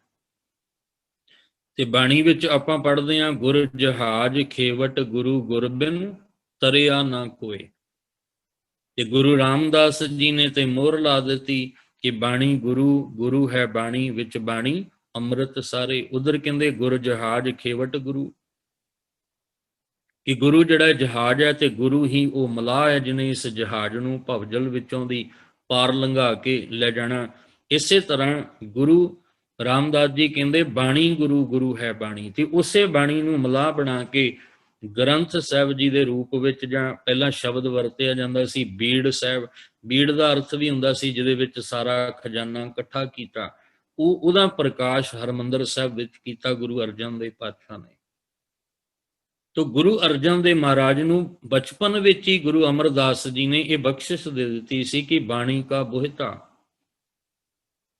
ਫਿਰ ਦੂਸਰੀ ਗੱਲ ਆਪ ਜੀ ਨੇ ਧਿਆਨ ਰੱਖਣੀ, ਸਮਝਦਾਰ ਸੂਝਵਾਨ ਹੋ ਆਪ, ਕਿ ਗੁਰੂ ਸਾਹਿਬ ਨੇ ਜਦੋਂ ਬਾਣੀ ਦੀ ਮੁਕੰਮਲਤਾ ਕੀਤੀ ਸੀ ਤੇ ਇੱਕ ਮੋਹਰ ਲਾ ਦਿੱਤੀ ਸੀ ਜਿਹਦੇ ਵਿੱਚ ਨਾਮ ਵਰਤਿਆ ਸੀ ਥਾਲ। ਅਸਲ ਵਿੱਚ ਉਹ ਥਾਲ ਜਿਹੜੀ ਹੈ ਉਹ ਇੱਕ ਮੋਹਰ ਹੈ, ਇੱਕ ਸਟੈਂਪ ਹੈ, ਜਿੱਥੇ ਆ ਕੇ ਬਾਣੀ ਮੁਕੰਮਲ ਹੁੰਦੀ ਹੈ। ਥਾਲ ਵਿੱਚ ਤਿੰਨ ਵਸਤੂ ਪਈਓ ਸਤ ਸੰਤੋਖ ਵਿਚਾਰੋ। ਤੇ ਗੁਰੂ ਸਾਹਿਬ ਦੇ ਇਤਿਹਾਸ ਵਿੱਚ ਵੀ ਇੱਕ ਜ਼ਿਕਰ ਆਉਂਦਾ ਹੈ ਕਿ ਇੱਕ ਦਿਨ ਗੁਰੂ ਅਮਰਦਾਸ ਮਹਾਰਾਜ ਜੀ ਪ੍ਰਸ਼ਾਦਾ ਛਕ ਰਹੇ ਨੇ, ਤੇ ਗੁਰੂ ਅਰਜਨ ਦੇਵ ਜੀ ਬਚਪਨ ਦੇ ਵਿੱਚ ਕਹਿੰਦੇ ਰਿੜਦੇ ਰਿੜਦੇ ਕੋਲ ਆ ਗਏ ਤੇ ਆ ਕੇ ਉਸ ਥਾਲ ਨੂੰ ਹੱਥ ਪਾ ਲਿਆ। ਆਪਾਂ ਘਰਾਂ ਦੇ ਵਿੱਚ ਦੇਖਦੇ ਹਾਂ, ਪਰਿਵਾਰਾਂ ਵਾਲੇ ਬੱਚਿਆਂ ਵਾਲੇ ਆ, ਕਈ ਵਾਰੀ ਆਪਾਂ ਥਾਲ ਰੱਖ ਕੇ ਬੈਠੇ ਹੋਈਏ ਤੇ ਛੋਟੇ ਛੋਟੇ ਬੱਚੇ ਰਿੜਦੇ ਰਿੜਦੇ ਆ ਜਾਂਦੇ ਨੇ। ਅਸੀਂ ਸੋਚਦੇ ਹਾਂ ਵੀ ਇਹਨੇ ਵੀ ਕੁਝ ਖਾਣਾ ਹੈ, ਅਸੀਂ ਉਹ ਕੁਝ ਜੋ ਵੀ ਖਾ ਰਹੇ ਹਾਂ ਤੋੜ ਕੇ ਥੋੜਾ ਜਿਹਾ ਉਹਨੂੰ ਦੇ ਦਿੰਦੇ ਹਾਂ। ਪਰ ਗੁਰੂ ਅਰਜਨ ਦੇਵ ਜੀ ਨੇ ਥਾਲ ਨੂੰ ਪਕੜ ਲਿਆ। ਗੁਰੂ ਅਮਰਦਾਸ ਜੀ ਨੇ ਜਿਹੜਾ ਪ੍ਰਸ਼ਾਦਾ ਛਕਦੇ ਨੇ ਉਹ ਥੋੜਾ ਜਿਹਾ ਦੇਣ ਦੀ ਕੋਸ਼ਿਸ਼ ਕੀਤੀ, ਪਰ ਥਾਲ ਨਹੀਂ ਉਹਨਾਂ ਛੱਡਿਆ। ਤੇ ਹੱਸ ਕੇ ਕਹਿਣ ਲੱਗੇ, ਪੁੱਤਰ ਇਹ ਦਾ ਜਿਹੜਾ ਥਾਲ ਹੈ ਨਾ, ਇਹ ਥਾਲ ਤੂੰ ਆਪਣੇ ਪਿਤਾ ਜੀ ਕੋਲੋਂ ਲਈ, ਭਾਵ ਗੁਰੂ ਰਾਮਦਾਸ ਜੀ ਕੋਲੋਂ, ਜਿਹਦੇ ਵਿੱਚ ਬਾਣੀ ਦਾ ਖਜ਼ਾਨਾ ਸੀ, ਬਾਣੀ ਦਾ ਭੋਜਨ ਸੀ। ਤੇ ਗੁਰੂ ਸਾਹਿਬ ਨੇ ਅਖੀਰ ਵਿੱਚ ਸ਼ਬਦ ਵੀ ਇਹੀ ਵਰਤਿਆ ਕਿ ਥਾਲ ਵਿੱਚ ਤਿੰਨ ਵਸਤੂ ਪਈਓ ਸਤ ਸੰਤੋਖ ਵਿਚਾਰੋ। ਇਸ ਥਾਲ ਵਿੱਚ ਉਹ ਭੋਜਨ ਹੈ ਜਿਹੜਾ ਸਾਡੀ ਰੂਹ ਦੀ ਖੁਰਾਕ ਹੈ। ਜੇ ਉਹਨੂੰ ਅਸੀਂ ਛਕਾਂਗੇ, ਪਚਾਵਾਂਗੇ, ਤਾਂ ਸਾਡੀ ਜ਼ਿੰਦਗੀ ਦਾ ਉਦਾਰ ਹੋਣਾ। ਤੋ ਜਿੱਥੇ ਭੱਟ ਜੀ ਗੁਰੂ ਅਰਜਨ ਦੇਵ ਮਹਾਰਾਜ ਜੀ ਬਾਰੇ ਇਹ ਕਹਿ ਰਹੇ ਨੇ ਕਿ ਤੈ ਜਨਮਤ ਗੁਰਮਤ ਬ੍ਰਹਮ ਪਛਾਣਿਓ, ਕਲ ਜੋੜ ਕਰ ਸੁਜਸ ਵਖਾਣਿਓ। ਗੁਰੂ ਅਰਜਨ ਦੇਵ ਜੀ, ਤੁਸੀਂ ਜਨਮ ਤੋਂ ਹੀ ਗੁਰਮਤ ਨੂੰ, ਬ੍ਰਹਮ ਨੂੰ ਪਛਾਣਿਆ, ਕਿਉਂਕਿ ਤੁਹਾਡਾ ਜਿਹੜਾ ਪ੍ਰਕਾਸ਼ ਹੈ ਉਹ ਹੈ ਹੀ ਗੁਰੂ ਕੀ ਨਗਰੀ ਵਿੱਚ, ਗੁਰੂ ਘਰ ਵਿੱਚ। ਔਰ ਗੁਰੂ ਅਮਰਦਾਸ ਪਾਤਸ਼ਾਹ ਜੀ ਦੇ ਜਿਹੜੇ ਬਚਪਨ ਵਿੱਚ ਗੁੜਤੀਆਂ ਤੁਹਾਨੂੰ ਗੁਰੂ ਅਮਰਦਾਸ ਜੀ ਤੋਂ ਮਿਲ ਰਹੀਆਂ। ਇਸ ਲਈ ਤੁਸੀਂ ਜਿਹੜਾ ਉਹ ਗੁਰਮਤ ਨੂੰ ਤੇ ਬ੍ਰਹਮ ਨੂੰ ਬਚਪਨ ਦੇ ਵਿੱਚ ਹੀ ਸਮਝ ਲਿਆ। ਔਰ ਜਦੋਂ ਸਮਝਿਆ ਤੇ ਤੁਸੀਂ ਕੀ ਹੋ ਗਏ? ਪ੍ਰਤੱਖ ਹਰੀ ਦਾ ਰੂਪ ਹੋ ਗਏ। ਤੁਸੀਂ ਪ੍ਰਤੱਖ ਨਿਰੰਕਾਰ ਦਾ, ਕਿਉਂਕਿ ਅਗਲੇ ਬਚਨਾਂ ਵਿੱਚ ਉਹਨਾਂ ਜ਼ਿਕਰ ਕੀਤਾ ਕਿ ਗੁਰ ਅਰਜਨ ਪ੍ਰਤੱਖ ਹਰ। ਚਲੋ ਬਚਪਨ ਇਸੇ ਤਰ੍ਹਾਂ ਬਤੀਤ ਹੋਇਆ। ਗੁਰੂ ਅਮਰਦਾਸ ਮਹਾਰਾਜ ਜੀ ਸਰੀਰਕ ਚੋਲਾ ਤਿਆਗਦੇ ਨੇ। ਗੁਰੂ ਰਾਮਦਾਸ ਪਾਤਸ਼ਾਹ ਜੀ ਗੁਰਤਾ ਗੱਦੀ ਤੇ ਬਿਰਾਜਮਾਨ ਹੋ ਕੇ ਬਖਸ਼ਿਸ਼ਾਂ ਵਰਤਾਉਂਦੇ ਅੰਮ੍ਰਿਤਸਰ ਸਾਹਿਬ, ਕਿਉਂਕਿ ਗੁਰੂ ਅਮਰਦਾਸ ਜੀ ਨੇ ਗੁਰੂ ਰਾਮਦਾਸ ਜੀ ਨੂੰ ਪਹਿਲਾਂ ਹੀ ਅੰਮ੍ਰਿਤਸਰ ਸਾਹਿਬ ਜਿਹੜਾ ਸਿਫਤੀ ਦਾ ਘਰ ਹੈ ਇੱਥੇ ਭੇਜਿਆ ਸੀ। ਤੇ ਸਭ ਤੋਂ ਪਹਿਲਾਂ ਅੰਮ੍ਰਿਤਸਰ ਸਾਹਿਬ ਦੇ ਵਿੱਚ 5 ਸਰੋਵਰ ਨੇ, ਤੇ ਸਭ ਤੋਂ ਪਹਿਲਾਂ ਸਰੋਵਰ ਦੀ ਰਚਨਾ ਸੰਤੋਖ ਸਰ ਦੀ ਹੈ। 5 ਸਰੋਵਰ ਨੇ, ਸੰਤੋਖ ਸਰ, ਅੰਮ੍ਰਿਤਸਰ ਸਾਹਿਬ ਜੋ ਹਰਿਮੰਦਰ ਸਾਹਿਬ ਦਰਬਾਰ ਸਾਹਿਬ ਦੇ ਦੀਦਾਰ ਕਰਨ ਜਾਂਦੇ ਆ, ਔਰ ਤੀਸਰਾ ਹੈ ਰਾਮਸਰ, ਚੌਥਾ ਹੈ ਵਿਵੇਕ ਸਰ, ਤੇ ਪੰਜਵਾਂ ਹੈ ਕੌਲ ਸਰ। ਇਹ 5 ਸਰੋਵਰ ਨੇ ਜੋ ਅਸਥਾਨ ਬਣੇ ਹੋਏ ਨੇ ਅੰਮ੍ਰਿਤਸਰ ਸਾਹਿਬ ਵਿੱਚ। ਸਭ ਤੋਂ ਪਹਿਲਾਂ ਜਿਹੜਾ ਸਰੋਵਰ ਦੀ ਰਚਨਾ ਹੋਈ ਉਹਦਾ ਨਾਮ ਹੈ ਸੰਤੋਖ ਸਰ। ਸਮਾਂ ਜਿਹੜਾ ਸੀ ਉਹ ਆਪਣੀ ਚਾਲ ਚੱਲਦਾ ਗਿਆ। ਗੁਰੂ ਰਾਮਦਾਸ ਜੀ ਬਖਸ਼ਿਸ਼ਾਂ ਵਰਤਾਉਂਦੇ ਗਏ। ਇੱਕ ਦਿਨ ਲਾਹੌਰ ਤੋਂ ਭਾਈ ਸਹਾਰੀ ਮਲ ਜੀ ਚੱਲ ਕੇ ਆਏ ਨੇ। ਇੱਕ ਗੱਲ ਧਿਆਨ ਰੱਖਣਾ, ਕਿਉਂਕਿ ਅੱਜ ਗੁਰਤਾ ਗੱਦੀ ਦਿਵਸ ਹੈ, ਉਹਦਾ ਮਤਲਬ ਹੈ ਵੀ ਗੁਰਤਾ ਗੱਦੀ ਦੀਆਂ ਜ਼ਿੰਮੇਵਾਰੀਆਂ ਗੁਰੂ ਅਰਜਨ ਦੇਵ ਜੀ ਨੂੰ ਦਿੱਤੀਆਂ ਗਈਆਂ। ਜਿਸ ਤਖਤ ਤੇ ਗੁਰੂ ਰਾਮਦਾਸ ਜੀ ਬੈਠੇ ਨੇ ਆਸਣ ਤੇ, ਅੱਜ ਗੁਰੂ ਅਰਜਨ ਦੇਵ ਜੀ ਨੇ ਉਸ ਤਖਤ ਤੇ, ਉਸ ਆਸਨ ਤੇ ਬੈਠਣਾ ਹੈ, ਤੇ ਉਹ ਤਖਤ ਐਸਾ ਹੈ ਕਿ ਜਿਹੜਾ ਉਹਦੇ ਲਾਇਕ ਹੋਏਗਾ ਉਹੀ ਉਹਦੇ ਤੇ ਬੈਠ ਸਕਦਾ ਹੈ। ਅੱਜ ਸਾਡੇ ਨਾਲ ਸਿਸਟਮ ਦਾ ਇੱਕ ਦੁਖਾਂਤ ਹੈ ਕਿ ਸਮਾਜ ਦਾ, ਕਿ ਸਾਡੇ ਬੱਚੇ ਪੜ੍ਹਦੇ ਨੇ, ਮਿਹਨਤਾਂ ਕਰਦੇ ਨੇ ਔਰ ਡਿਗਰੀਆਂ ਹਾਸਲ ਕਰਦੇ ਨੇ, ਪਰ ਉਹਨਾਂ ਨੂੰ ਅੱਗੋਂ ਜੌਬ, ਨੌਕਰੀਆਂ ਨਹੀਂ ਮਿਲਦੀਆਂ। ਕਿਉਂ ਨਹੀਂ ਮਿਲਦੀਆਂ? ਕਿਉਂਕਿ ਅੱਗੇ ਰਿਸ਼ਵਤਾਂ ਦੇਣ ਵਾਲੇ ਬੈਠੇ ਨੇ, ਅੱਗੋਂ ਸਿਫਾਰਿਸ਼ਾਂ ਵਾਲੇ ਬੈਠੇ ਨੇ। ਜਿਨ੍ਹਾਂ ਨੇ ਪੜ੍ਹਾਈ ਨਹੀਂ ਕੀਤੀ, ਡਿਗਰੀ ਹਾਸਲ ਨਹੀਂ ਕੀਤੀ, ਉਹ ਜਾ ਕੇ ਸਿਫਾਰਿਸ਼ ਅੱਗੇ ਰੱਖਦੇ ਨੇ, ਉਹਨਾਂ ਨੂੰ ਨੌਕਰੀ ਮਿਲ ਜਾਂਦੀ ਹੈ। ਜਿਹੜੇ ਉਸ ਕੁਰਸੀ ਦੇ, ਉਸ ਜੌਬ ਦੇ ਲਾਇਕ ਨਹੀਂ ਹੁੰਦੇ। ਇਹ ਸਾਡਾ ਦੁਖਾਂਤ ਹੈ ਇੱਕ, ਕਿ ਅੱਜ ਹਾਲਾਤ ਐਸੇ ਨੇ ਕਿ ਪੜ੍ਹੇ ਲਿਖੇ ਲੋਕ, ਡਿਗਰੀਆਂ ਲੈ ਕੇ ਸਾਡੇ ਬੱਚੇ, ਤੇ ਅੱਜ ਉਹ ਮਜਬੂਰ ਨੇ, ਵਿਹਲੇ ਬੈਠੇ ਨੇ। ਨਸ਼ੇ ਕਿਉਂ ਅੱਜ ਸੰਸਾਰ ਵਿੱਚ ਵਰਤ ਰਹੇ ਨੇ? ਸਾਡਾ ਨੌਜਵਾਨ ਜਿਹੜਾ ਉਹ ਨਸ਼ਿਆਂ ਵਿੱਚ ਕਿਉਂ ਚਲਾ ਗਿਆ? ਇਹੀ ਕਾਰਨ ਸੀ। ਔਰ ਇਹ ਬਹੁਤ ਸੋਹਣਾ ਉਪਰਾਲਾ ਜਿਹੜਾ ਇਹ ਗੁਰਮਤਿ ਕੈਂਪ ਲਗਾਇਆ ਜਾ ਰਿਹਾ, ਇਹਦਾ ਕਾਰਨ ਸੀ ਅਸੀਂ ਆਪਣੇ ਧੀਆਂ ਪੁੱਤਰਾਂ ਨੂੰ ਨਸ਼ਿਆਂ ਤੋਂ ਬਚਾ ਸਕੀਏ, ਅਸੀਂ ਆਪਣੇ ਮਾਪਿਆਂ ਦਾ ਸਹਾਰਾ ਬਣ ਸਕੀਏ। ਜਿਹੜੇ ਬੱਚਿਆਂ ਨੂੰ ਨਸ਼ੇ ਲੱਗ ਜਾਂਦੇ ਨੇ, ਉਹ ਆਪਣਾ ਸਹਾਰਾ ਆਪ ਨਹੀਂ ਬਣ ਸਕਦੇ, ਉਹ ਮਾਂ-ਬਾਪ ਦਾ ਸਹਾਰਾ ਕੀ ਬਣਨਗੇ? ਇਸ ਲਈ ਨਸ਼ਿਆਂ ਤੋਂ ਦੂਰ ਰੱਖਣ ਲਈ ਅੱਜ ਦਾ ਜਿਹੜਾ ਫੈਸ਼ਨ ਹੈ, ਉਸ ਫੈਸ਼ਨ ਤੋਂ ਦੂਰ ਕਰਨ ਵਾਸਤੇ ਅੱਜ ਸਾਡੇ ਧੀਆਂ ਪੁੱਤਰਾਂ ਨੂੰ ਗੁਰਮਤਿ ਨਾਲ ਜੁੜਨ ਦੀ ਲੋੜ ਹੈ, ਬਾਣੇ ਔਰ ਬਾਣੀ ਨਾਲ ਜੁੜਨ ਦੀ ਜ਼ਰੂਰਤ ਹੈ। ਕਿਉਂਕਿ ਜਿਹੜੇ ਕਈ ਤਾਂ ਸਾਡੇ ਜਿਹੜੇ ਧੀਆਂ ਪੁੱਤਰ ਨੇ, ਉਹ ਵਿਦੇਸ਼ਾਂ ਵਿੱਚ ਜਾ ਕੇ ਉਹਨਾਂ ਨੇ ਆਪਣੀਆਂ ਥਾਵਾਂ ਮੱਲ ਲਈਆਂ, ਪਰ ਜਿਹੜੇ ਇੱਥੇ ਨੇ, ਇੱਥੇ ਨਸ਼ੇ ਲਾ ਕੇ ਸਾਡੀ ਨੌਜਵਾਨੀ ਨੂੰ ਖਤਮ ਕੀਤਾ ਜਾ ਰਿਹਾ ਹੈ। ਪਰ ਗੁਰੂ ਸਾਹਿਬ ਕਿਰਪਾ ਕਰਨ, ਅਸੀਂ ਗੁਰੂ ਸਾਹਿਬ ਦੇ, ਗੁਰੂ ਕਲਗੀਧਰ ਪਾਤਸ਼ਾਹ ਦੇ ਧੀਆਂ ਪੁੱਤਰ ਬਣ ਕੇ, ਅਸੀਂ ਬਾਣੇ ਬਾਣੀ ਨਾਲ, ਗੁਰਮਤਿ ਨਾਲ ਜੁੜ ਕੇ ਇੱਕ ਪੰਜਾਬ ਜਿਹੜਾ ਉਜੜਦਾ ਜਾ ਰਿਹਾ ਹੈ, ਇਸ ਪੰਜਾਬ ਦੀ ਹਰਿਆਵਲੀ ਨੂੰ ਬਚਾਉਣਾ ਹੈ। ਤੇ ਕਿਹਨੇ ਬਚਾਉਣਾ ਹੈ? ਸਾਡੇ ਆਉਣ ਵਾਲੇ ਧੀਆਂ ਪੁੱਤਰਾਂ ਨੇ ਬਚਾਉਣਾ ਹੈ। ਇਹ ਖੁਸ਼ਹਾਲ ਕਿਹਨੇ ਬਣਾਉਣਾ ਹੈ? ਇਹ ਸਾਡੇ ਧੀਆਂ ਪੁੱਤਰਾਂ ਨੇ ਬਣਾਉਣਾ ਹੈ। ਇਸ ਲਈ ਮਾੜੀ ਸੰਗਤ ਤੋਂ ਬਚਣ ਲਈ ਇਹ ਗੁਰਮਤਿ ਕੈਂਪ ਆਰੰਭ ਕੀਤੇ, ਤਾਂ ਕਿ ਸਾਡੇ ਬੱਚੇ ਜਿਹੜੇ ਨੇ ਵਿਕਾਰਾਂ ਵਾਲੇ ਪਾਸੇ ਨਾ ਜਾਣ। ਤੋ ਗੁਰੂ ਰਾਮਦਾਸ ਪਾਤਸ਼ਾਹ ਜੀ ਦੇ 3 ਪੁੱਤਰ ਨੇ, ਤੇ ਗੱਲ ਕਰ ਰਹੇ ਸੀ ਤਖਤ ਦੀ। ਇਹ ਤਖਤ ਉੱਤੇ ਉਹੀ ਬੈਠ ਸਕਦਾ ਜਿਹੜਾ ਇਹਦੇ ਲਾਇਕ ਹੋਏਗਾ। ਬਾਹਰ ਜਿਹੜੇ ਸਾਨੂੰ ਜੌਬ ਮਿਲਦੀ ਹੈ, ਉਹ ਜਿਹੜੀ ਕੁਰਸੀ ਹੈ, ਉਹਦੇ ਉੱਤੇ ਉਹ ਬੈਠਦਾ ਜਿਹੜਾ ਰਿਸ਼ਵਤ ਦਿੰਦਾ ਹੈ, ਉਹਦੇ ਲਾਇਕ ਨਹੀਂ ਹੁੰਦਾ, ਉਹਦੇ ਯੋਗ ਨਹੀਂ ਹੁੰਦਾ, ਪਰ ਉਹਨੂੰ ਉਹਦੇ ਯੋਗ ਬਣਾ ਦਿੱਤਾ। ਕਿਉਂ? ਕਿਉਂਕਿ ਰਿਸ਼ਵਤ ਦੇ ਕੇ ਜਾਂ ਪੈਸੇ ਜਿਹੜੇ ਨੇ ਉਹ ਸਿਫਾਰਿਸ਼ ਕਿਸੇ ਦੀ ਪਵਾ ਕੇ। ਪਰ ਇਹ ਗੁਰੂ ਨਾਨਕ ਸਾਹਿਬ ਜੀ ਦਾ ਤਖਤ ਐਸਾ ਹੈ ਜਿਹੜਾ ਇਹਦੇ ਲਾਇਕ ਹੋਏਗਾ, ਇਹਦੇ ਯੋਗ ਹੋਏਗਾ, ਉਹੀ ਬੈਠੇਗਾ। ਭਾਵੇਂ ਆਪਣੇ ਪੁੱਤਰ ਵੀ ਕਿਉਂ ਨਾ ਹੋਣ, ਜੇ ਉਹ ਇਸ ਤਖਤ ਦੇ ਲਾਇਕ ਨਹੀਂ, ਤਾਂ ਗੁਰੂ ਨਾਨਕ ਸਾਹਿਬ ਨੇ ਉਹਨਾਂ ਨੂੰ ਵੀ ਨਹੀਂ ਬਿਠਾਇਆ। ਗੁਰੂ ਨਾਨਕ ਸਾਹਿਬ ਜੀ ਦੇ ਸਾਹਮਣੇ 2 ਪੁੱਤਰ ਨੇ, ਬਾਬਾ ਸ਼੍ਰੀ ਚੰਦ ਤੇ ਬਾਬਾ ਲਖਮੀ ਦਾਸ, ਪਰ ਉਹਨਾਂ ਆਖਿਆ, ਨਹੀਂ ਪੁੱਤਰ ਜੀ, ਤੁਸੀਂ ਇਸ ਤਖਤ ਦੇ ਹਜੇ ਲਾਇਕ ਨਹੀਂ। ਇਸ ਤਖਤ ਦੇ ਲਾਇਕ ਉਹ ਹੈ ਜਿਹੜਾ ਹੁਕਮ ਮੰਨ ਕੇ ਉਸ ਮਾਲਕ ਨੂੰ ਆਪਣਾ ਆਪ ਸਮਰਪਣ ਕਰੇਗਾ, ਜ਼ਿੰਮੇਵਾਰੀਆਂ ਇਮਾਨਦਾਰੀ ਨਾਲ ਨਿਭਾਏਗਾ। ਹੁਕਮ ਮੰਨਿਆ ਹੋਵੇ ਪ੍ਰਵਾਨ, ਤਾਂ ਖਸਮੇ ਕਾ ਮਹਿਲ ਪਾਏ ਸੀ।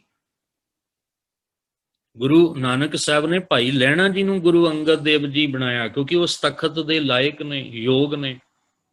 ਗੁਰੂ ਅੰਗਦ ਦੇਵ ਜੀ ਦੇ ਕੋਲ 2 ਪੁੱਤਰ ਨੇ, ਬਾਬਾ ਦਾਤੂ ਤੇ ਬਾਬਾ ਦਾਸੂ ਜੀ। ਉਹਨਾਂ ਆਖਿਆ, ਪੁੱਤਰ ਜੀ, ਤੁਸੀਂ ਇਸ ਤਖਤ ਦੇ ਲਾਇਕ ਨਹੀਂ ਹਜੇ।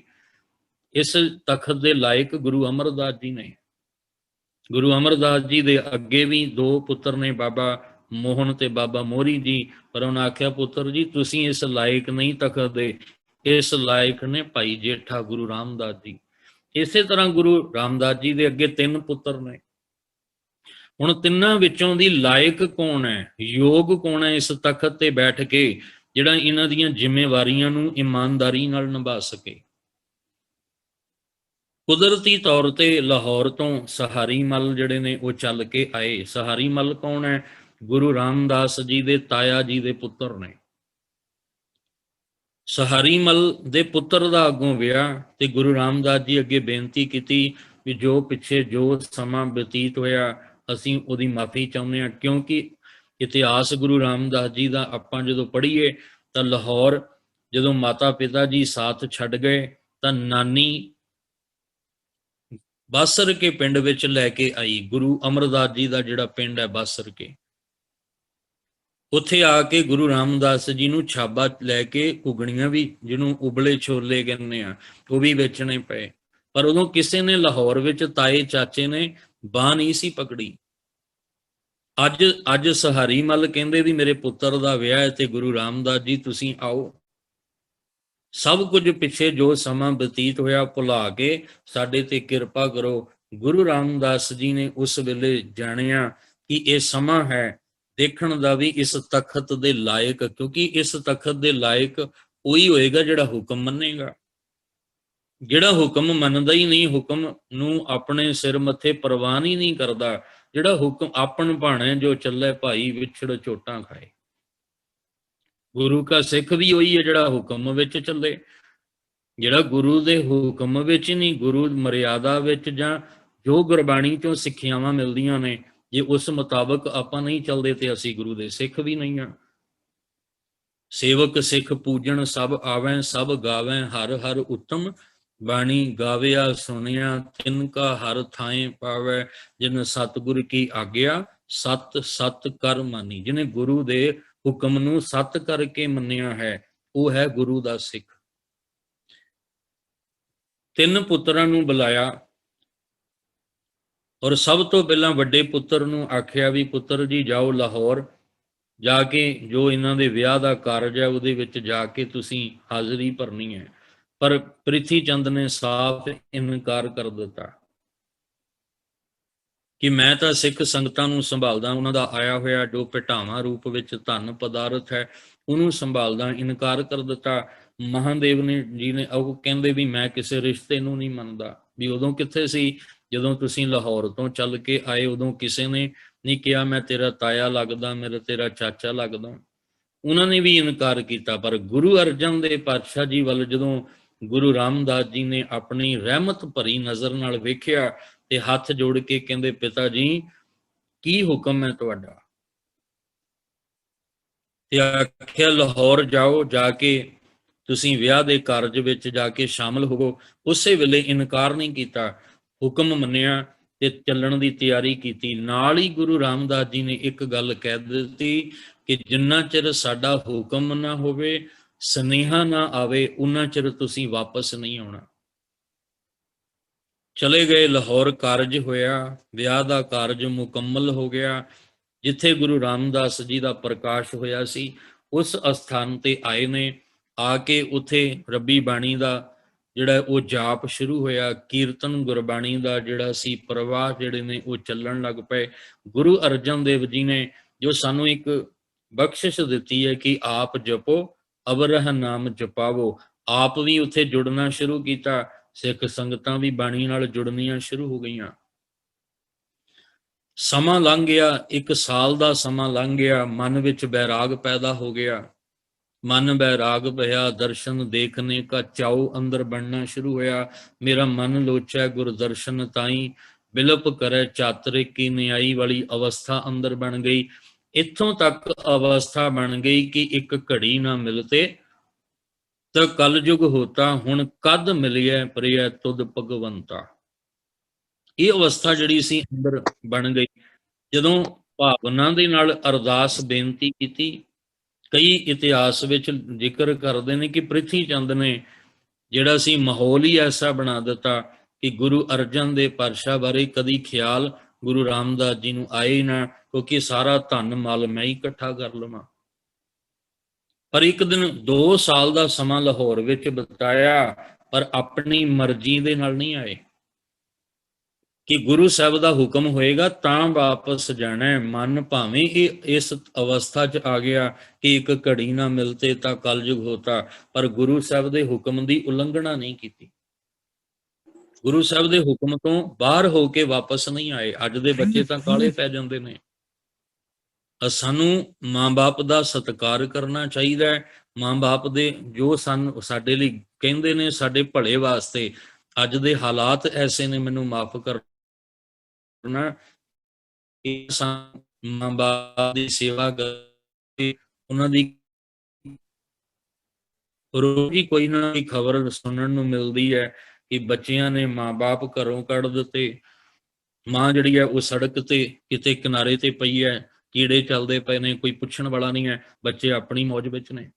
ਅੱਜ ਤਾਂ ਹਾਲਾਤ ਵੀ ਐਸੇ ਬਣ ਗਏ ਕਿ ਮਾਂ ਜਿਹੜੀ ਹੈ ਉਹ ਪੜ੍ਹਾ ਲਿਖਾ ਕੇ ਬੱਚਿਆਂ ਨੂੰ ਹਾਈ ਸੁਸਾਇਟੀ ਵਿੱਚ ਪਹੁੰਚਾਉਂਦੀ ਹੈ, ਤੇ ਉਹੀ ਹਾਈ ਸੁਸਾਇਟੀ ਵਿੱਚ ਪਹੁੰਚ ਕੇ ਬੱਚੇ ਇੱਕ ਦਿਨ ਮਾਂ ਨੂੰ ਮਾਂ ਕਹਿਣ ਤੋਂ ਸ਼ਰਮਾਉਂਦੇ ਨੇ, ਉਹਨਾਂ ਨੂੰ ਸ਼ਰਮ ਆਉਂਦੀ ਹੈ ਮਾਂ ਕਹਿੰਦਿਆਂ ਹੋਇਆਂ।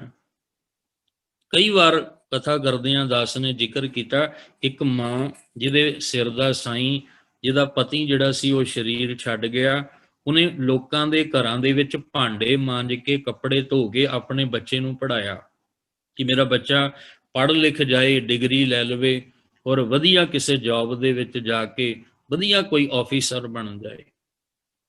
ਉਹਨੇ ਚਲੋ ਕੱਪੜੇ ਵੀ ਲੋਕਾਂ ਦੇ ਘਰ ਧੋਤੇ, ਭਾਂਡੇ ਵੀ ਧੋਤੇ, ਪੜ੍ਹਾਈ ਲਿਖਾਈ ਕਰਵਾ ਕੇ ਇੱਕ ਦਿਨ ਬੱਚਾ ਵਧੀਆ ਕੰਮ ਕਾਜ ਵਿੱਚ ਤੇ ਵਧੀਆ ਹਾਈ ਸੁਸਾਇਟੀ ਵਿੱਚ ਉੱਠਣ ਬੈਠਣ ਲੱਗ ਗਿਆ। ਕੁਝ ਉਹਦੇ ਦੋਸਤ ਮਿੱਤਰ ਜਿਹੜੇ ਉਹਦੇ ਹਾਈ ਸੁਸਾਇਟੀ ਵਾਲੇ ਇਕੱਠੇ ਹੋ ਕੇ ਉਹਦੇ ਘਰ ਆਉਂਦੇ ਨੇ ਚਾਹ ਪਾਣੀ ਪੀਣ ਵਾਸਤੇ, ਤੇ ਜਦੋਂ ਮਾਂ ਟਰੇ ਦੇ ਵਿੱਚ ਪਾਣੀ ਲੈ ਕੇ ਆਉਂਦੀ ਹੈ ਤੇ ਉਹ ਪੁੱਛਦੇ ਨੇ ਵੀ ਇਹ ਕੌਣ ਹੈ। ਹੁਣ ਇਹਨੂੰ ਸ਼ਰਮ ਆ ਗਈ, ਇਹ ਕਹਿੰਦਾ ਇਹ ਘਰ ਦੀ ਨੌਕਰਾਣੀ ਹੈ। ਕੀ ਕਰਨਾ ਅਸੀਂ ਇਹੋ ਜਿਹੀ ਪੜ੍ਹਾਈ ਨੂੰ ਜਿਹਦੇ ਵਿੱਚ ਅਸੀਂ ਇੰਨੇ ਹਾਈ ਸੁਸਾਇਟੀ ਵਿੱਚ ਹਾਈ ਹੋ ਗਏ ਕਿ ਅਸੀਂ ਮਾਂ ਨੂੰ ਵੀ ਨੌਕਰਾਣੀ ਕਹਿ ਰਹੇ ਹਾਂ, ਮਾਂ ਕਹਿਣ ਤੇ ਵੀ ਸ਼ਰਮ ਆਉਂਦੀ ਹੈ। ਜੇ ਮਾਂ-ਬਾਪ ਸਾਨੂੰ ਝਿੜਕਦੇ ਨੇ, ਸਾਡੇ ਭਲੇ ਵਾਸਤੇ ਝਿੜਕਦੇ ਨੇ, ਸਾਨੂੰ ਸਮਝਾਉਣ ਵਾਸਤੇ, ਤਾਂ ਕਿ ਸਾਡੀ ਆਉਣ ਵਾਲਾ ਸਮਾਂ ਸਾਡਾ ਜਿਹੜਾ ਹੈ ਉਹ ਸਾਨੂੰ ਗਲਤ ਪਾਸੇ ਨਾ ਲੈ ਜਾਏ। ਮਾਂ ਧੀ ਨੂੰ ਸਮਝਾਉਂਦੀ ਹੈ, ਧੀਏ ਇਸ ਤਰ੍ਹਾਂ ਦਾ ਲਿਬਾਸ ਪਾ, ਇਸ ਤਰ੍ਹਾਂ ਦਾ ਜੀਵਨ ਬਣਾ, ਤੇਰਾ ਜੀਵਨ ਖੁਸ਼ਹਾਲ ਰਹੇਗਾ। ਪਿਤਾ ਪੁੱਤਰ ਨੂੰ ਸਮਝਾਉਂਦਾ ਹੈ, ਪਰ ਅੱਜ ਸਮਾਜ ਵਿੱਚ ਦੇਖੀਦਾ ਅਸੀਂ ਮਾਂ-ਬਾਪ ਨੂੰ ਅੱਖਾਂ ਕੱਢਣ ਲੱਗ ਜਾਂਦੇ ਹਾਂ। ਪ੍ਰਿਥੀ ਚੰਦ ਨੇ ਵੀ ਗੁਰੂ ਰਾਮਦਾਸ ਜੀ ਨਾਲ ਝਗੜਾ ਕੀਤਾ, ਤਾਂ ਹੀ ਤੇ ਗੁਰੂ ਸਾਹਿਬ ਨੇ ਕਿਹਾ ਸੀ ਕਾਹੇ ਪੂਤ ਝਗੜਤ ਹੋ ਸੰਗ ਬਾਪ। ਇਹ ਮਾਇਆ ਦੀ ਖਾਤਰ, ਧਨ ਪਦਾਰਥਾਂ ਦੀ ਖਾਤਰ, ਜਿਨ੍ਹਾਂ ਨੇ ਤੁਹਾਨੂੰ ਜਨਮ ਦੇ ਕੇ ਦੁੱਖ ਸੁੱਖ ਝੱਲ ਕੇ ਤੁਹਾਨੂੰ ਸੁੱਖ ਦਿੱਤਾ, ਖੁਸ਼ੀਆਂ ਦਿੱਤੀਆਂ, ਅੱਜ ਉਸੇ ਧਨ ਪਦਾਰਥਾਂ ਲਈ ਤੁਸੀਂ ਮਾਂ-ਬਾਪ ਨਾਲ ਲੜਦੇ ਹੋ।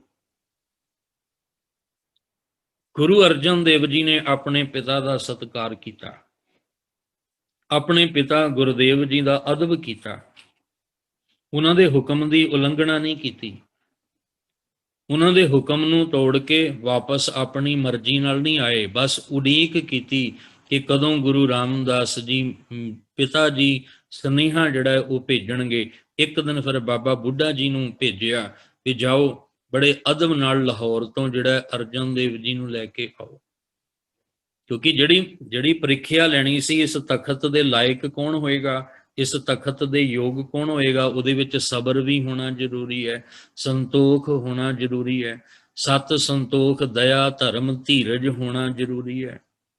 ਉਹੀ ਇਸ ਤਖਤ ਦੇ ਯੋਗ ਹੋ ਸਕਦਾ ਹੈ। ਤੇ ਪ੍ਰਿਥੀ ਚੰਦ ਵਿੱਚ ਨਾ ਸਤ ਹੈ ਨਾ ਸੰਤੋਖ ਹੈ, ਦਇਆ ਧਰਮ ਧੀਰਜ ਹੈ ਹੀ ਨਹੀਂ ਉਹਦੇ ਵਿੱਚ। ਪਰ ਉਹਦੇ ਮਨ ਵਿੱਚ ਇੱਕ ਭਰਮ ਹੈ ਕਿ ਮੈਂ ਇਸ ਗੁਰਤਾ ਗੱਦੀ ਦਾ ਮਾਲਕ ਮੈਂ ਬਣਾਂਗਾ। ਪਰ ਜਦੋਂ ਲਾਹੌਰ ਤੋਂ ਚੱਲ ਕੇ ਗੁਰੂ ਅਰਜਨ ਦੇਵ ਜੀ ਆਉਂਦੇ ਨੇ, ਉਸ ਵੇਲੇ ਗੁਰੂ ਰਾਮਦਾਸ ਜੀ ਨੇ ਫਿਰ ਫੈਸਲਾ ਕੀਤਾ ਕਿ ਇਸ ਤਖਤ ਦੇ ਯੋਗ ਜੇ ਕੋਈ ਹੈ ਤਾਂ ਉਹ ਹੈ ਗੁਰੂ ਅਰਜਨ ਦੇਵ ਜੀ। ਹੁਣ ਕਾਰਨ ਕੀ ਹੈ ਕਿ ਬਚਪਨ ਦੇ ਵਿੱਚ ਹੀ ਤਾਂ ਜਨਮਤ ਗੁਰਮਤ ਬ੍ਰਹਮ ਪਛਾਣਿਓ, ਔਰ ਦੂਸਰੀ ਗੱਲ ਕਿ ਆਪ ਪ੍ਰਤੱਖ ਹਰੀ ਦਾ ਰੂਪ ਜਿਹੜੇ ਇੰਨੇ ਸ਼ੁਭ ਗੁਣ ਅੰਦਰ ਭਰ ਗਏ।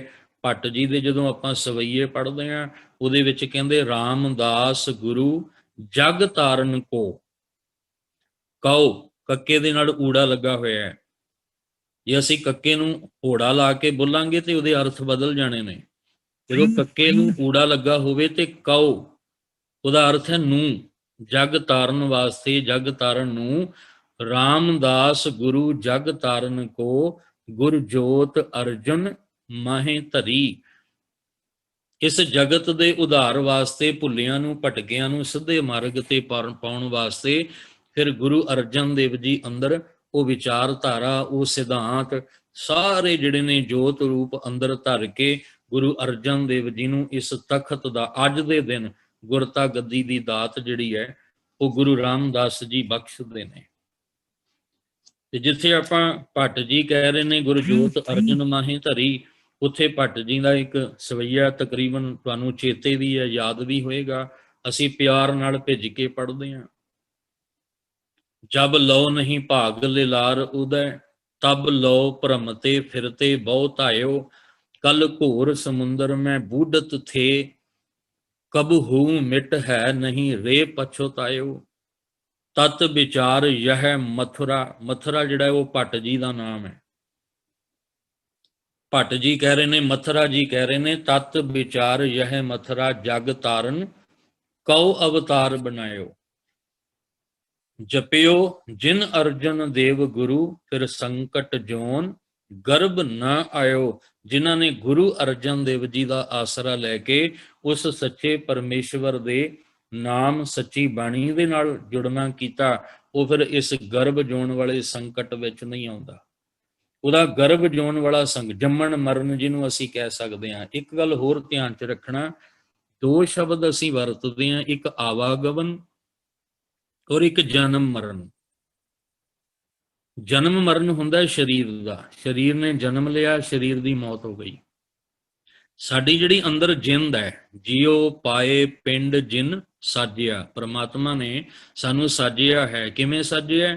ਜਿਉ ਪਾਏ ਪਿੰਡ ਜਿਨ ਸਾਜਿਆ। ਪਿੰਡ ਕਹਿੰਦੇ ਪਿੰਡਾ ਸਰੀਰ, ਬਾਡੀ। ਇਸ ਬਾਡੀ ਦੇ ਅੰਦਰ ਜਿੰਦ ਨੂੰ ਰੱਖ ਕੇ, ਉਸ ਜੀਵ ਆਤਮਾ ਨੂੰ ਰੱਖ ਕੇ ਉਹ ਮਾਲਕ ਨੇ ਸਾਜਿਆ ਹੈ। ਇਸ ਲਈ ਉਹ ਜਿਹੜੀ ਅੰਦਰ ਦੀ ਜਿੰਦ ਹੈ, ਉਸ ਜਿੰਦ ਨੇ ਨਿਰੰਕਾਰ ਪਰਮੇਸ਼ਵਰ ਨਾਲ ਜੁੜਨਾ ਹੈ। ਹੁਣ ਜਿਹੜਾ ਸਰੀਰ ਹੈ ਇਹ ਜਨਮ ਮਰਨ ਹੈ, ਜੰਮਿਆ ਤੇ ਮਰ ਗਿਆ। ਪਰ ਜਿਹੜੀ ਸਾਡੀ ਅੰਦਰ ਦੀ ਜਿੰਦ ਹੈ ਇਹ ਜੰਮਣ ਮਰਨ ਦੇ ਵਿੱਚ ਨਹੀਂ, ਇਹ ਨਾ ਜੰਮਦੀ ਹੈ ਨਾ ਮਰਦੀ ਹੈ, ਇਹ ਆਵਾਗਮਨ ਦੇ ਵਿੱਚ ਹੈ। ਦੋ ਸ਼ਬਦਾਂ ਦਾ ਧਿਆਨ ਰੱਖਣਾ, ਇੱਕ ਜਨਮ ਮਰਨ, ਇੱਕ ਆਵਾਗਮਨ। ਜਨਮ ਮਰਨ ਸਰੀਰ ਦਾ ਹੁੰਦਾ ਹੈ, ਆਵਾਗਮਨ ਸਾਡੇ ਅੰਦਰ ਦੀ ਜਿੰਦ ਦਾ ਹੁੰਦਾ ਹੈ। ਆਵਾਗਮਨ ਦਾ ਮਤਲਬ ਆਉਣਾ ਜਾਣਾ। ਪਤਾ ਨਹੀਂ ਕਦੋਂ ਦੀ ਸਾਡੀ ਜਿੰਦ ਇਸ ਸੰਸਾਰ ਵਿੱਚ ਆ ਰਹੀ ਹੈ, ਜਿਹਨੂੰ ਭਗਤ ਜੀ ਕਹਿੰਦੇ ਆ, ਬਹੁਤ ਜਨਮ ਵਿਛਰੇ ਥੇ ਮਾਧੋ, ਇਹ ਜਨਮ ਤੁਮਾਰੇ ਲੇਖੇ। ਪਤਾ ਨਹੀਂ ਕਿੰਨੇ ਜਨਮ ਤੋਂ ਇਹ ਆਵਾਗਮਨ ਬਣਿਆ ਹੋਇਆ। ਸਾਡੀ ਅਰਦਾਸ ਵੀ ਇਹੀ ਹੁੰਦੀ ਹੈ, ਅਬ ਕੀ ਬਾਰ ਬਖਸ਼ ਬੰਦੇ ਕੋ ਬਹੁਰ ਨਾ ਭਵਜਲ ਫੇਰਾ। ਫੇਰਾ ਦਾ ਮਤਲਬ ਕੀ ਹੈ? ਵੀ ਦੁਬਾਰਾ ਆਉਣਾ। ਉਹ ਆਵਾਗਮਨ ਸਾਡੀ ਅੰਦਰ ਦੀ ਜਿੰਦ ਦਾ। ਗੁਰੂ ਅਰਜਨ ਦੇਵ ਜੀ ਜਿਨ੍ਹਾਂ ਨੇ ਤੁਹਾਡੇ ਰਾਹੀਂ ਸੱਚੇ ਬਾਣੀ, ਸੱਚੇ ਨਾਮ ਦਾ ਆਸਰਾ ਲੈ ਕੇ ਜਪਿਆ, ਉਹਨਾਂ ਦੇ ਇਹ ਜਿਹੜਾ ਗਰਭ ਜੋਨ ਦਾ ਛੁਟਕਾਰਾ ਹੋ ਗਿਆ, ਭਾਵ ਜੰਮਣ ਮਰਨ ਤੇ ਆਵਾਗਮਨ ਦੋਵਾਂ ਜਿਹੜਾ ਨੇ ਉਹਨਾਂ ਤੋਂ ਛੁਟਕਾਰਾ ਹੋ ਜਾਂਦਾ ਹੈ। ਚਲੋ, ਚਵਰ ਛਤਰ ਤਖਤ ਦੇ ਮਾਲਕ ਗੁਰੂ ਅਰਜਨ ਦੇਵ ਮਹਾਰਾਜ ਜੀ ਜਿਹੜੇ ਨੇ ਉਹ ਬਣਦੇ ਨੇ। ਹੁਣ ਸਰੋਵਰ ਦੀ ਗੱਲ ਕੀਤੀ ਸੀ ਕਿ ਸਭ ਤੋਂ ਪਹਿਲਾ ਸਰੋਵਰ ਗੁਰੂ ਰਾਮਦਾਸ ਜੀ ਨੇ ਆਰੰਭਿਆ, ਜਿਹਦਾ ਨਾਮ ਸੀ ਸੰਤੋਖ ਸਰ। ਉਹ ਸੰਤੋਖ ਸਰ ਦੀ ਮੁਕੰਮਲਤਾ ਗੁਰੂ ਅਰਜਨ ਦੇਵ ਜੀ ਨੇ ਕਰਾਈ।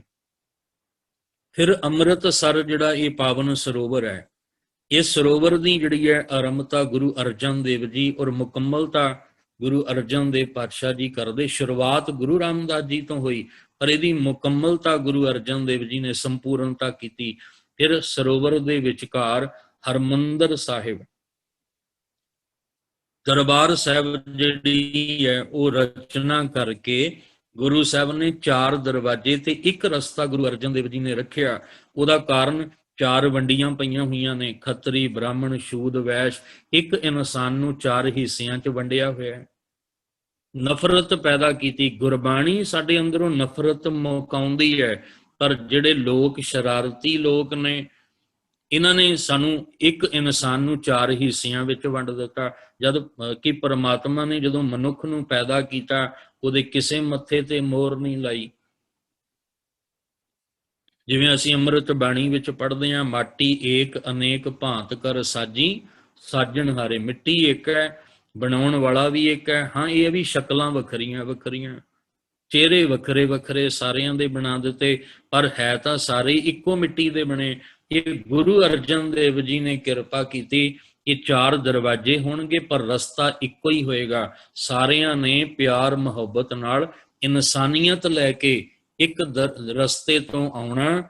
ਜਦੋਂ ਇੱਕ ਰਸਤੇ ਤੋਂ ਆਓਗੇ ਤਾਂ ਤੁਹਾਨੂੰ ਹਰਮੰਦਰ ਸਾਹਿਬ, ਦਰਬਾਰ ਸਾਹਿਬ ਦੇ ਅੰਦਰ ਸਰਬ ਸਾਂਝੀ ਵਾਰਤਾ ਵਾਲੀ ਬਾਣੀ ਜਿਹੜੀ ਹੈ ਉਹਦੇ ਨਾਲ ਜੁੜਨਾ। ਅੰਮ੍ਰਿਤ ਬਾਣੀ ਵਿੱਚ ਸਭ ਦਾ ਜ਼ਿਕਰ ਆਉਂਦਾ ਹੈ। ਖੱਤਰੀ ਬ੍ਰਾਹਮਣ ਸ਼ੂਦ ਵੈਸ਼ ਉਪਦੇਸ਼ ਚਹੁ ਵਰਨਾ ਕੋ ਸਾਂਝਾ। ਇਹ ਸਾਂਝਾ ਉਪਦੇਸ਼ ਹੈ ਗੁਰਬਾਣੀ ਵਿੱਚ। ਕਿਸੇ ਨਾਲ ਨਫ਼ਰਤ ਨਹੀਂ ਕਰਨੀ ਸਿਖਾਈ, ਈਰਖਾ ਨਹੀਂ ਕਰਨੀ ਸਿਖਾਈ, ਕਿਸੇ ਨਾਲ ਵੈਰ ਵਿਰੋਧਤਾ ਦੀ ਭਾਵਨਾ ਨਹੀਂ ਗੁਰਬਾਣੀ ਵਿੱਚ ਸਿਖਾਈ ਗਈ। ਤੁਸੀਂ ਜਿੰਨੇ ਵੀ ਗੁਰੂ ਕੇ ਪਿਆਰ ਵਾਲੇ ਬੱਚੇ ਗੁਰਮਤਿ ਕੈਂਪ ਵਿੱਚ ਜਾਂ ਜਿੰਨੇ ਵੀ ਤੁਸੀਂ ਜੁੜੇ ਹੋ, ਆਪਾਂ ਸਾਰੇ ਸਕੂਲ ਵਿੱਚ ਪੜ੍ਹੇ ਆ ਤੇ ਸਕੂਲ ਦੇ ਵਿੱਚ ਸਾਨੂੰ ਪੜ੍ਹਾਇਆ ਜਾਂਦਾ ਵੀ ਕੋਈ ਵੀ ਧਰਮ ਵੈਰ ਕਰਨਾ ਨਹੀਂ ਸਿਖਾਉਂਦਾ। ਪਰ ਜੇ ਕੋਈ ਧਰਮ ਵੈਰ ਕਰਨਾ ਨਹੀਂ ਸਿਖਾਉਂਦਾ ਫਿਰ ਅਸੀਂ ਧਰਮਾਂ ਦੇ ਨਾਮ ਤੇ ਲੜ ਕਿਉਂ ਰਹੇ ਹਾਂ? ਸਕੂਲ ਵਿੱਚ ਤਾਂ ਇਹੀ ਪੜ੍ਹਾਇਆ ਜਾਂਦਾ ਨਾ ਕਿ ਕੋਈ ਵੀ ਆਪਸ ਵਿੱਚ ਵੈਰ ਕਰਨਾ, ਧਰਮ ਕੋਈ ਵੀ ਵੈਰ ਕਰਨਾ ਨਹੀਂ ਸਿਖਾਉਂਦਾ। ਪਰ ਦੇਖਿਆ ਜਾਏ ਤੇ ਅੱਜ ਜਿੰਨੀ ਲੜਾਈਆਂ ਕਤਲੇਆਮ ਹੋ ਰਹੇ ਉਹ ਸਭ ਧਰਮ ਦੇ ਨਾਂ ਤੇ ਹੀ ਹੋ ਰਹੇ ਨੇ। ਪਰ ਗੁਰੂ ਅਰਜਨ ਦੇਵ ਜੀ ਤੁਸੀਂ ਸਾਨੂੰ ਉਸ ਬਾਣੀ ਨਾਲ ਜੋੜਿਆ ਜਿੱਥੇ ਕੋਈ ਵੈਰ ਵਿਰੋਧ ਦੀ ਭਾਵਨਾ ਨਹੀਂ, ਉੱਥੇ ਤਾਂ ਕੋਈ ਨਫ਼ਰਤ ਨਹੀਂ, ਸਗੋਂ ਨਫ਼ਰਤ ਕਰਨ ਵਾਲਾ ਵੀ ਆਉਂਦਾ ਤੇ ਉਹਦੇ ਅੰਦਰ ਦੀ ਵੀ ਨਫ਼ਰਤ ਖਤਮ ਹੋ ਜਾਂਦੀ ਹੈ। ਕੋਈ ਵੈਰ ਵਿਰੋਧਾਂ ਦੀ ਭਾਵਨਾ ਨਾਲ ਆਉਂਦਾ, ਉਹਦੀ ਵੀ ਗੁਰਬਾਣੀ ਨਾਲ ਜੁੜ ਕੇ ਅੰਦਰੋਂ ਵੈਰ ਵਿਰੋਧਤਾ ਦੀ ਭਾਵਨਾ ਖਤਮ ਹੋ ਜਾਂਦੀ। ਨਾ ਕੋ ਵੈਰੀ ਨਹੀਂ ਬੇਗਾਨਾ ਸਗਲ ਸੰਗ ਹਮਕੋ ਬਨ ਆਈ। ਕਦੋਂ? ਜਦੋਂ ਗੁਰੂ ਦੀ ਸੰਗਤ ਵਿੱਚ ਜੁੜਨਾ ਨਸੀਬ ਹੋਇਆ। ਖੈਰ, ਗੁਰੂ ਅਰਜਨ ਦੇਵ ਜੀ ਨੇ ਜਿੱਥੇ ਹਰਿਮੰਦਰ ਸਾਹਿਬ ਦਰਬਾਰ ਸਾਹਿਬ ਦੀ ਰਚਨਾ ਕਰਕੇ ਸਾਨੂੰ ਇੱਕ ਕਰ ਦਿੱਤਾ ਵੀ ਇੱਕ ਰਸਤੇ ਤੋਂ ਆਉਣਾ ਤੁਸੀਂ। ਆਵਾਜ਼ ਚਾਰੇ ਦਰਵਾਜ਼ਿਆਂ ਤੋਂ ਜਿਹੜੀ ਹੈ ਉਹ ਜਾਏਗੀ, ਸਰਬ ਸਾਂਝੇ ਤੌਰ ਤੇ ਜਾਏਗੀ, ਪਰ ਆਉਣਾ ਸਾਰਿਆਂ ਨੇ ਇੱਕ ਰਸਤੇ ਤੇ ਹੈ। ਗੁਰੂ ਅਰਜਨ ਦੇਵ ਪਾਤਸ਼ਾਹ ਜੀ ਨੇ ਵੱਖ-ਵੱਖ ਇਲਾਕਿਆਂ ਵਿੱਚ ਜਾ ਕੇ ਰਹਿਮਤ ਵਰਤਾਈ। ਜਿਵੇਂ ਤਰਨ ਤਾਰਨ ਸਾਹਿਬ ਹੈ, ਸਭ ਤੋਂ ਪਹਿਲਾਂ ਕੌੜੀ ਘਰ ਜੇ ਬਣਾਉਂਦੇ ਤਾਂ ਗੁਰੂ ਅਰਜਨ ਦੇਵ ਜੀ। ਤਰਨ ਤਾਰਨ ਸਾਹਿਬ ਦੇ ਇਲਾਕੇ ਵਿੱਚ ਵੀ ਜਿਵੇਂ ਮਾਂ-ਬਾਪ ਦੀ ਗੱਲ ਪਹਿਲਾਂ ਕੀਤੀ ਹੈ ਕਿ ਉੱਥੇ ਇੱਕ ਕੋਹੜ ਦਾ ਰੋਗ ਹੋ ਗਿਆ ਤੇ ਉਹਦੇ 4 ਪੁੱਤਰ ਮੰਜੇ ਤੇ ਪਾ ਕੇ ਦੂਰ ਪਿੰਡ ਤੋਂ ਬਾਹਰ ਛੱਡਣ ਲਈ ਚੱਲੇ ਤੇ ਸਤਿਗੁਰੂ ਜੀ ਨੇ ਨਜ਼ਰ ਪਈ ਤੇ ਆਵਾਜ਼ ਮਾਰੀ, ਕਹਿੰਦੇ ਇਹ ਸਾਡੇ ਪਿਤਾ ਜਿਹਨੂੰ ਕੋਹੜ ਦਾ ਰੋਗ ਹੋ ਗਿਆ, ਸਾਡੇ ਪਰਿਵਾਰ ਨੂੰ ਕਿਸੇ ਨੂੰ ਨਾ ਹੋ ਜਾਏ, ਇਸ ਲਈ ਘਰ ਤੋਂ ਬਾਹਰ ਛੱਡਣ ਚੱਲੇ ਆ, ਪਿੰਡ ਤੋਂ ਵੀ ਬਾਹਰ ਛੱਡਣ ਚੱਲੇ। ਸਾਹਿਬ ਜੀ ਕਹਿੰਦੇ ਇੱਥੇ ਰੱਖ ਦਿਓ ਮੰਜਾ। ਅੰਮ੍ਰਿਤ ਬਾਣੀ ਨਾਲ ਜੋੜਿਆ, ਨਾਮ ਨਾਲ ਜੋੜਿਆ। ਐਸੀ ਅੰਮ੍ਰਿਤ ਦੇਖੋ ਬਾਣੀ ਸਾਨੂੰ ਮਨ ਔਰ ਤਨ ਕਰਕੇ ਅਰੋਗ ਕਰਦੀ ਹੈ, ਕਿਉਂਕਿ ਸਰਬ ਰੋਗ ਕਾ ਔਖਦ ਨਾਮ ਹੈ ਗੁਰਬਾਣੀ ਵਿੱਚ। ਸਾਹਿਬ ਕਹਿੰਦੇ ਤੁਸੀਂ ਬਾਹਰੋਂ ਇਸ਼ਨਾਨ ਕਰਦੇ ਹੋ। ਪਹਿਲਾਂ ਜ਼ਿਕਰ ਕੀਤਾ ਕਿ ਤਨ ਦੇ ਮੈਲ ਉਤਾਰਨ ਨਾਲ ਮਨ ਦੀ ਮੈਲ ਨਹੀਂ ਉਤਰਦੀ। ਇਸ਼ਨਾਨ ਤੋਂ ਮਨਾ ਵੀ ਨਹੀਂ ਕੀਤਾ, ਪਰ ਕਰਨਾ ਕਿਵੇਂ ਹੈ ਇਹ ਤਰੀਕਾ ਦੱਸਿਆ। ਗੁਰੂ ਸਾਹਿਬ ਜੀ ਕਹਿੰਦੇ ਕਰ ਇਸ਼ਨਾਨ, ਤੂੰ ਇਸ਼ਨਾਨ ਜ਼ਰੂਰ ਕਰ, ਪਰ ਕਰਨਾ ਕਿਵੇਂ ਹੈ ਇਹ ਤਰੀਕਾ ਸਿੱਖ ਲੈ। ਜੁਗਤੀ ਤੋਂ ਬਿਨਾਂ ਗੱਲ ਨਹੀਂ ਬਣਨੀ। ਪੁੱਛਿਆ ਜੀ ਇਸ਼ਨਾਨ ਕਿਵੇਂ ਕਰੀਏ? ਕਰ ਇਸ਼ਨਾਨ ਸਿਮਰ ਪ੍ਰਭ ਆਪਣਾ ਮਨ ਤਨ ਭਏ ਅਰੋਗਾ। ਤੂੰ ਮਨ ਔਰ ਤਨ ਕਰਕੇ ਅਰੋਗ ਹੋ ਜਾਏਗਾ। ਗੁਰੂ ਸਾਹਿਬ ਨੇ ਉੱਥੇ ਕਿਰਪਾ ਕੀਤੀ, ਤਨ ਦਾ ਜਿਹੜਾ ਰੋਗ ਸੀ ਕੋੜ ਦਾ ਉਹ ਵੀ ਦੂਰ ਹੋ ਗਿਆ। ਮਨ ਤੇ ਵੀ ਕੋੜ ਦਾ ਰੋਗ ਪਿਆ ਹੋਇਆ ਹੈ। ਧੀਆਂ ਨੂੰ ਕੁੱਖਾਂ ਵਿੱਚ ਮਾਰਨਾ ਇਹ ਵੀ ਤਾਂ ਇੱਕ ਭਿਆਨਕ ਰੋਗ ਹੈ। ਜੇ ਜਨਮ ਲੈ ਲਿਆ ਧੀ ਨੇ ਤੇ ਕਿਸੇ ਕੂੜੇ ਵਿੱਚ ਸੁੱਟ ਜਾਣਾ, ਇਹ ਕਿਸੇ ਕੋੜ ਦੇ ਰੋਗ ਤੋਂ ਘੱਟ ਹੈ।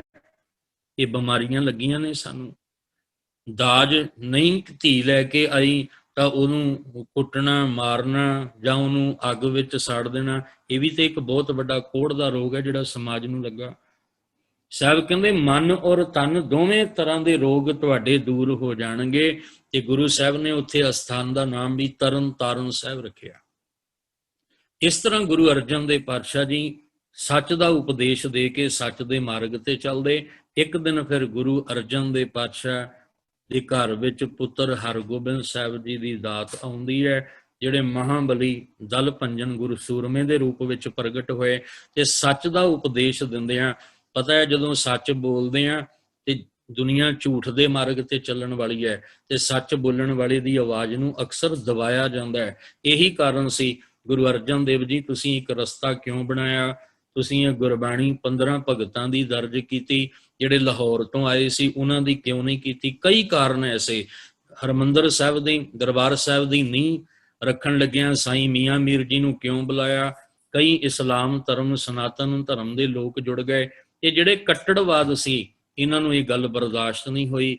ਜਹਾਂਗੀਰ ਤੱਕ ਕਈ ਤਰ੍ਹਾਂ ਦੇ ਇਹਨਾਂ ਨੇ ਸ਼ਿਕਾਇਤਾਂ ਜਿਹੜੀਆਂ ਉਹ ਲਾਉਣੀਆਂ ਸ਼ੁਰੂ ਕੀਤੀਆਂ। ਮੁਰਤਜ਼ਾ ਖਾਂ ਵਰਗੇ, ਪ੍ਰਿਥੀ ਚੰਦ ਜਿਹੜਾ ਗੁਰੂ ਸਾਹਿਬ ਦੇ ਵਿਰੋਧ ਵਿੱਚ ਆ ਗਿਆ, ਚੰਦੂ ਵਰਗੇ ਜਿਹੜੇ ਨੇ ਇਹ ਗੁਰੂ ਸਾਹਿਬ ਦੇ ਵਿਰੋਧ ਵਿੱਚ ਆ ਗਏ, ਜਿਹੜਾ ਫਿਰ ਅੱਗੇ ਜਾ ਕੇ ਸ਼ਹੀਦੀ ਦਾ ਕਾਰਨ ਬਣਦਾ ਹੈ। ਪਰ ਗੁਰੂ ਅਰਜਨ ਦੇਵ ਪਾਤਸ਼ਾਹ ਜਿੱਥੋਂ ਅੱਜ ਦੀ ਇਹ ਵਿਚਾਰ ਸ਼ੁਰੂ ਕੀਤੀ ਆਪ ਜੀ ਨਾਲ, ਉਸੀ ਤਾਂ ਜਨਮਤ ਗੁਰਮਤ ਬ੍ਰਹਮ ਪਛਾਣਿਓ। ਗੁਰੂ ਸਾਹਿਬ ਤੁਸੀਂ ਗੁਰੂ ਘਰ ਵਿੱਚ ਹੀ ਪ੍ਰਗਟ ਹੋ ਕੇ ਜੋ ਗੁਰਮਤ ਨੂੰ ਬ੍ਰਹਮ ਨੂੰ ਪਛਾਣਿਆ, ਉਹੀ ਤੁਸੀਂ ਆਈਆਂ ਹੋਈਆਂ ਸਿੱਖ ਸੰਗਤਾਂ ਨੂੰ ਬਿਨਾਂ ਕਿਸੇ ਵਿਤਕਰੇ ਦੇ, ਮਤ ਭੇਦ ਦੇ, ਤੁਸੀਂ ਹਰ ਇੱਕ ਨੂੰ ਗੁਰਮਤ ਨਾਲ ਤੇ ਬ੍ਰਹਮ ਨਾਲ ਜੋੜਿਆ। ਅੱਜ ਵੀ ਗੁਰੂ ਸਾਹਿਬ ਦੀ ਬਾਣੀ ਸਾਨੂੰ ਗੁਰਮਤ ਤੇ ਬ੍ਰਹਮ ਨਾਲ ਜੋੜਦੀ ਹੈ। ਅਸੀਂ ਬਾਹਰੋਂ ਵਹਿਮਾਂ ਭਰਮਾਂ ਕਰਮ ਕਾਂਡਾਂ ਤੋਂ ਬਚ ਕੇ ਗੁਰਮਤ ਨਾਲ ਜੁੜ ਕੇ ਬ੍ਰਹਮ ਨੂੰ ਸਮਝ ਲਈਏ ਤੇ ਉਸ ਬ੍ਰਹਮ ਦੇ ਵਿੱਚ ਸਮਾ ਜਾਈਏ। ਗੁਰ ਕਿਰਪਾ ਜੈ ਨਰ ਕੋ ਕੀਨੀ ਤੇ ਇਹ ਜੁਗਤ ਪਛਾਨੀ। ਲੋਕ ਤਾਂ ਕਹਿੰਦੇ ਆ ਜੁਗਤੀ ਹੈ, ਪਹਾੜਾਂ 'ਚ ਚਲੇ ਜਾਓ, ਜੰਗਲ 'ਚ ਚਲੇ ਜਾਓ, ਤੀਰਥਾਂ ਤੇ ਚਲੇ ਜਾਓ, ਵਰਤ ਰੱਖ ਲਓ, ਨੱਗ ਪਾ ਲਓ, ਧਾਗੇ ਪਾ ਲਓ। ਗੁਰ ਕਿਰਪਾ ਜੈ ਨਰ ਕੋ ਕੀਨੀ ਤੇ ਇਹ ਜੁਗਤ ਪਛਾਨੀ। ਨਾਨਕ ਲੀਨ ਭਇਓ ਗੋਬਿੰਦ ਸਿਉ ਜਿਉ ਪਾਣੀ ਸੰਗ ਪਾਣੀ। ਅਸੀਂ ਤਾਂ ਨਿਰੰਕਾਰ ਵਿੱਚ ਲੀਨ ਹੋਣਾ ਹੈ। ਇਸ ਲਈ ਗੁਰੂ ਸਾਹਿਬ ਕਿਰਪਾ ਕਰਨ, ਅਸੀਂ ਆਪਣੇ ਮਾਂ-ਬਾਪ ਦਾ ਸਤਿਕਾਰ ਕਰੀਏ, ਨਸ਼ਿਆਂ ਤੋਂ ਜਿੰਨਾ ਹੋ ਸਕਦਾ ਹੈ ਦੂਰ ਰਹੀਏ, ਮਾੜੀ ਸੰਗਤ ਤੋਂ ਆਪਾਂ ਦੂਰ ਰਹੀਏ, ਤੇ ਜੇ ਕੋਈ ਮਾੜੀ ਸੰਗਤ 'ਚ ਪਿਆ ਉਹਨੂੰ ਸਮਝਾਉਣ ਦਾ ਕਰਕੇ ਫਿਰ ਸਮਾਪਤੀ ਕਰਾਂ। ਮਲੇਰਕੋਟਲੇ ਦੇ ਵਿੱਚ ਇੱਕ ਨੌਜਵਾਨ ਮਿਲਿਆ, ਉਹ ਇੱਕ ਦਿਨ ਵਿੱਚ 3 ਨਸ਼ੇ ਦੇ ਟੀਕੇ ਲਾਉਂਦਾ ਸੀ। ਘਰ-ਬਾਰ ਸਭ ਬਰਬਾਦ ਹੋ ਗਿਆ। 3 ਵਾਰੀ ਹਸਪੀਟਲ ਵਿੱਚ ਜਾ ਕੇ ਮਸਾਂ ਬਚ ਕੇ ਆਇਆ।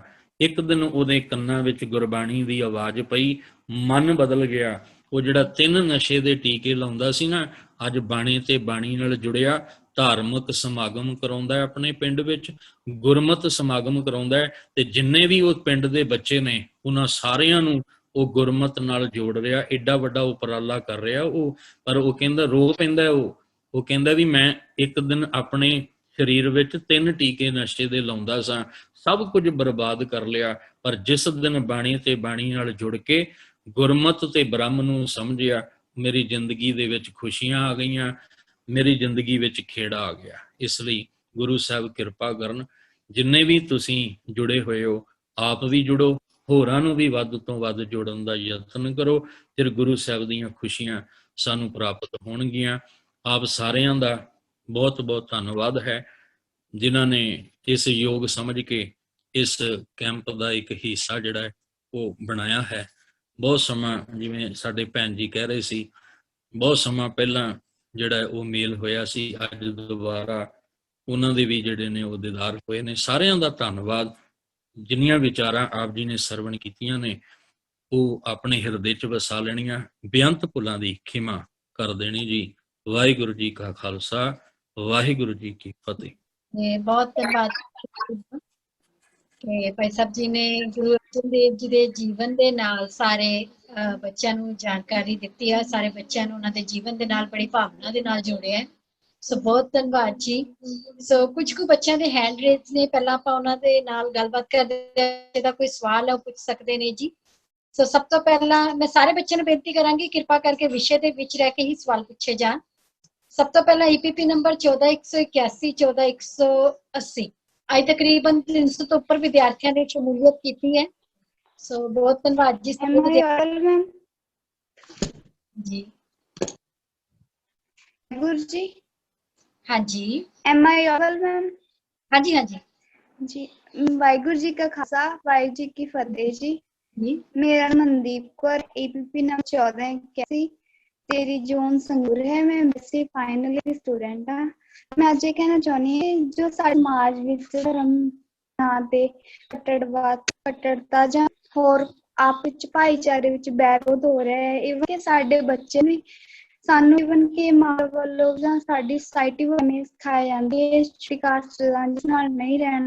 ਦੋਸਤੋ, ਸਾਡੇ ਮੂੰਹ 'ਚ ਜੋ ਇਹ ਗਲਤ ਵਿਚਾਰ ਦਾ ਕੀਤੇ ਗਏ, ਵਾਹਿਗੁਰੂ ਜੀ ਨੇ ਤਾਂ ਇੱਕੋ ਜੋਤ ਇੱਕੋ ਦੇ ਸਕੇ ਸਾਜਿਆ। ਜਿਵੇਂ ਕਿਹਾ ਗਿਆ ਗੁਰਬਾਣੀ ਵਿੱਚ ਖਾਨ ਹੈ, ਅਵਲ ਅੱਲਾ ਗੁਰੂ ਪਾਇਆ, ਕੁਦਰਤ ਕੇ ਸਭ ਦੇ, ਇੱਕ ਕੇ ਸਭ ਜਨ ਉਪਚਾਉਣ ਭਲੇ ਮੰਦੇ।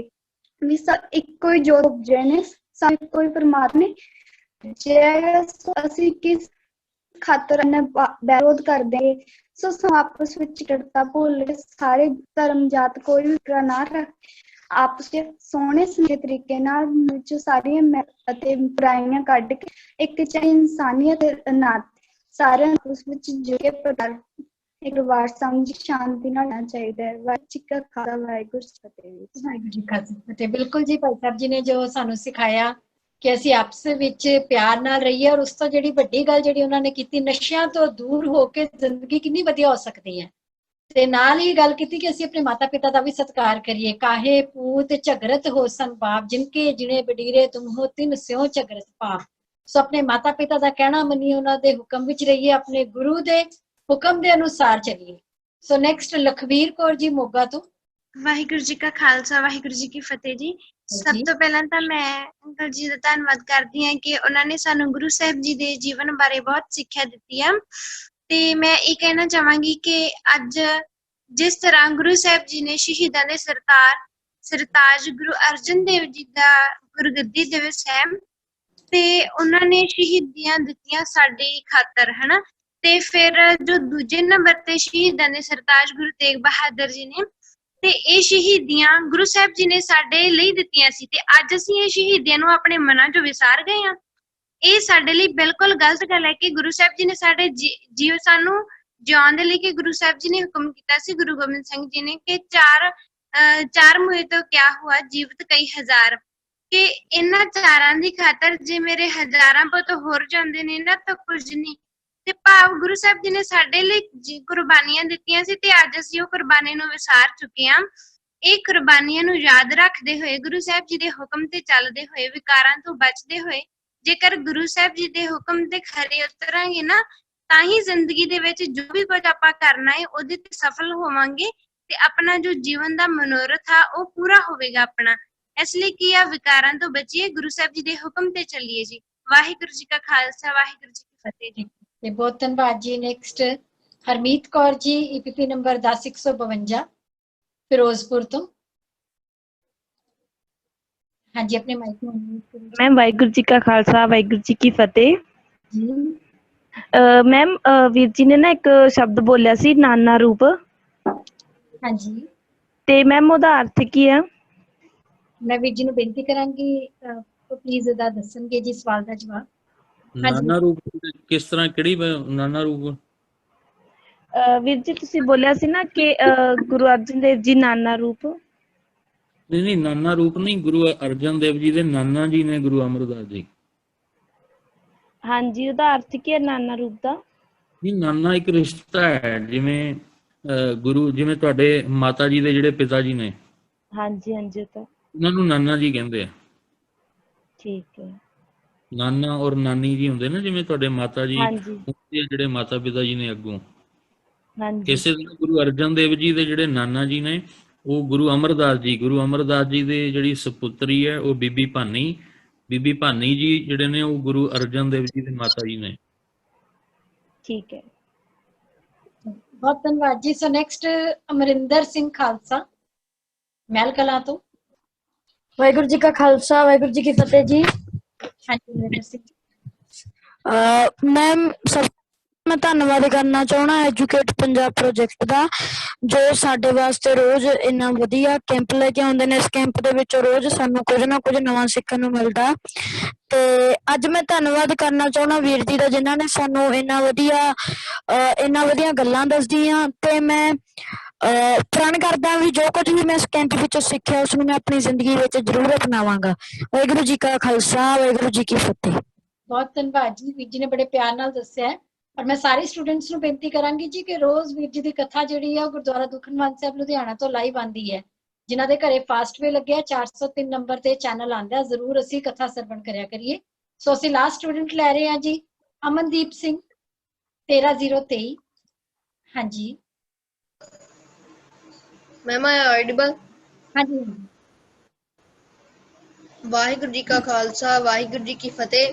ਮੈਂ ਇਹ ਕਹਿਣਾ ਚਾਹੁੰਦਾ ਕਿ ਜੋ ਵੀਰ ਜੀ ਨੇ ਦੱਸਿਆ ਕਿ ਸ਼੍ਰੀ ਗੁਰੂ ਅਰਜਨ ਦੇਵ ਜੀ ਨੇ ਗੁਰੂ ਸਾਹਿਬ ਦਾ ਹੁਕਮ ਮੰਨਿਆ, ਤੇ ਸਾਨੂੰ ਵੀ ਗੁਰੂ ਸਾਹਿਬ ਦਾ ਹੁਕਮ ਮੰਨ ਕੇ ਗੁਰਬਾਣੀ ਦੇ ਸਹਿਤਾਂ ਤੇ ਸਿੱਖਿਆਵਾਂ ਤੇ ਚੱਲ ਕੇ ਸਾਨੂੰ ਵੀ ਹੁਕਮ ਮੰਨਣਾ ਚਾਹੀਦਾ ਤੇ ਆਪਣੇ ਜੀਵਨ ਵਿੱਚ ਧਾਰਨ ਕਰਕੇ ਉਹਨਾਂ ਸਿੱਖਿਆਵਾਂ ਤੇ ਚੱਲਣਾ ਚਾਹੀਦਾ ਹੈ। ਵਾਹਿਗੁਰੂ ਜੀ ਕਾ ਖਾਲਸਾ, ਵਾਹਿਗੁਰੂ ਜੀ ਕੀ ਫਤਿਹ। एक स्टूडेंट है, ਉਹਦਾ ਚੈਟ ਆ ਰਹੀ ਹੈ, ਇੱਕ ਬੱਚਾ ਕੋਈ ਸਵਾਲ ਪੁੱਛਣਾ ਚਾਹੁੰਦਾ ਹੈ, ਅਨਮੋਲਦੀਪ ਸਿੰਘ। ਮੈਂ ਉਹਨਾਂ ਨੂੰ ਬੇਨਤੀ ਕਰਾਂਗੀ ਕਿ ਆਪਣੀ ਵੀਡੀਓ ਨੂੰ ਸਟਾਰਟ ਕਰਨਗੇ, ਕਿਉਂਕਿ ਮੇਨਲੀ ਇਹ ਸੈਸ਼ਨ ਹੁੰਦਾ ਹੈ ਕਿ ਅਗਰ ਕਿਸੇ ਦੇ ਮਨ ਵਿੱਚ ਕੋਈ ਸਵਾਲ ਰਹਿ ਗਿਆ ਹੋਵੇ, ਅਸੀਂ ਲਾਸਟ ਵੈਸੇ ਕਹਿ ਚੁੱਕੇ ਸੀ, ਪਰ ਅਨਮੋਲਦੀਪ ਸਿੰਘ ਜੀ ਨੇ ਕੁਝ ਪੁੱਛਣਾ, ਉਹਨਾਂ ਨੂੰ ਬੇਨਤੀ ਹੈ ਆਪਣੀ ਵੀਡੀਓ ਨੂੰ ਸਟਾਰਟ ਕਰਕੇ ਗੱਲਬਾਤ ਕਰਨਗੇ ਜੀ, ਆਪਣੇ ਮਾਈਕ ਨੂੰ ਅਨਮਿਊਟ ਕਰਕੇ।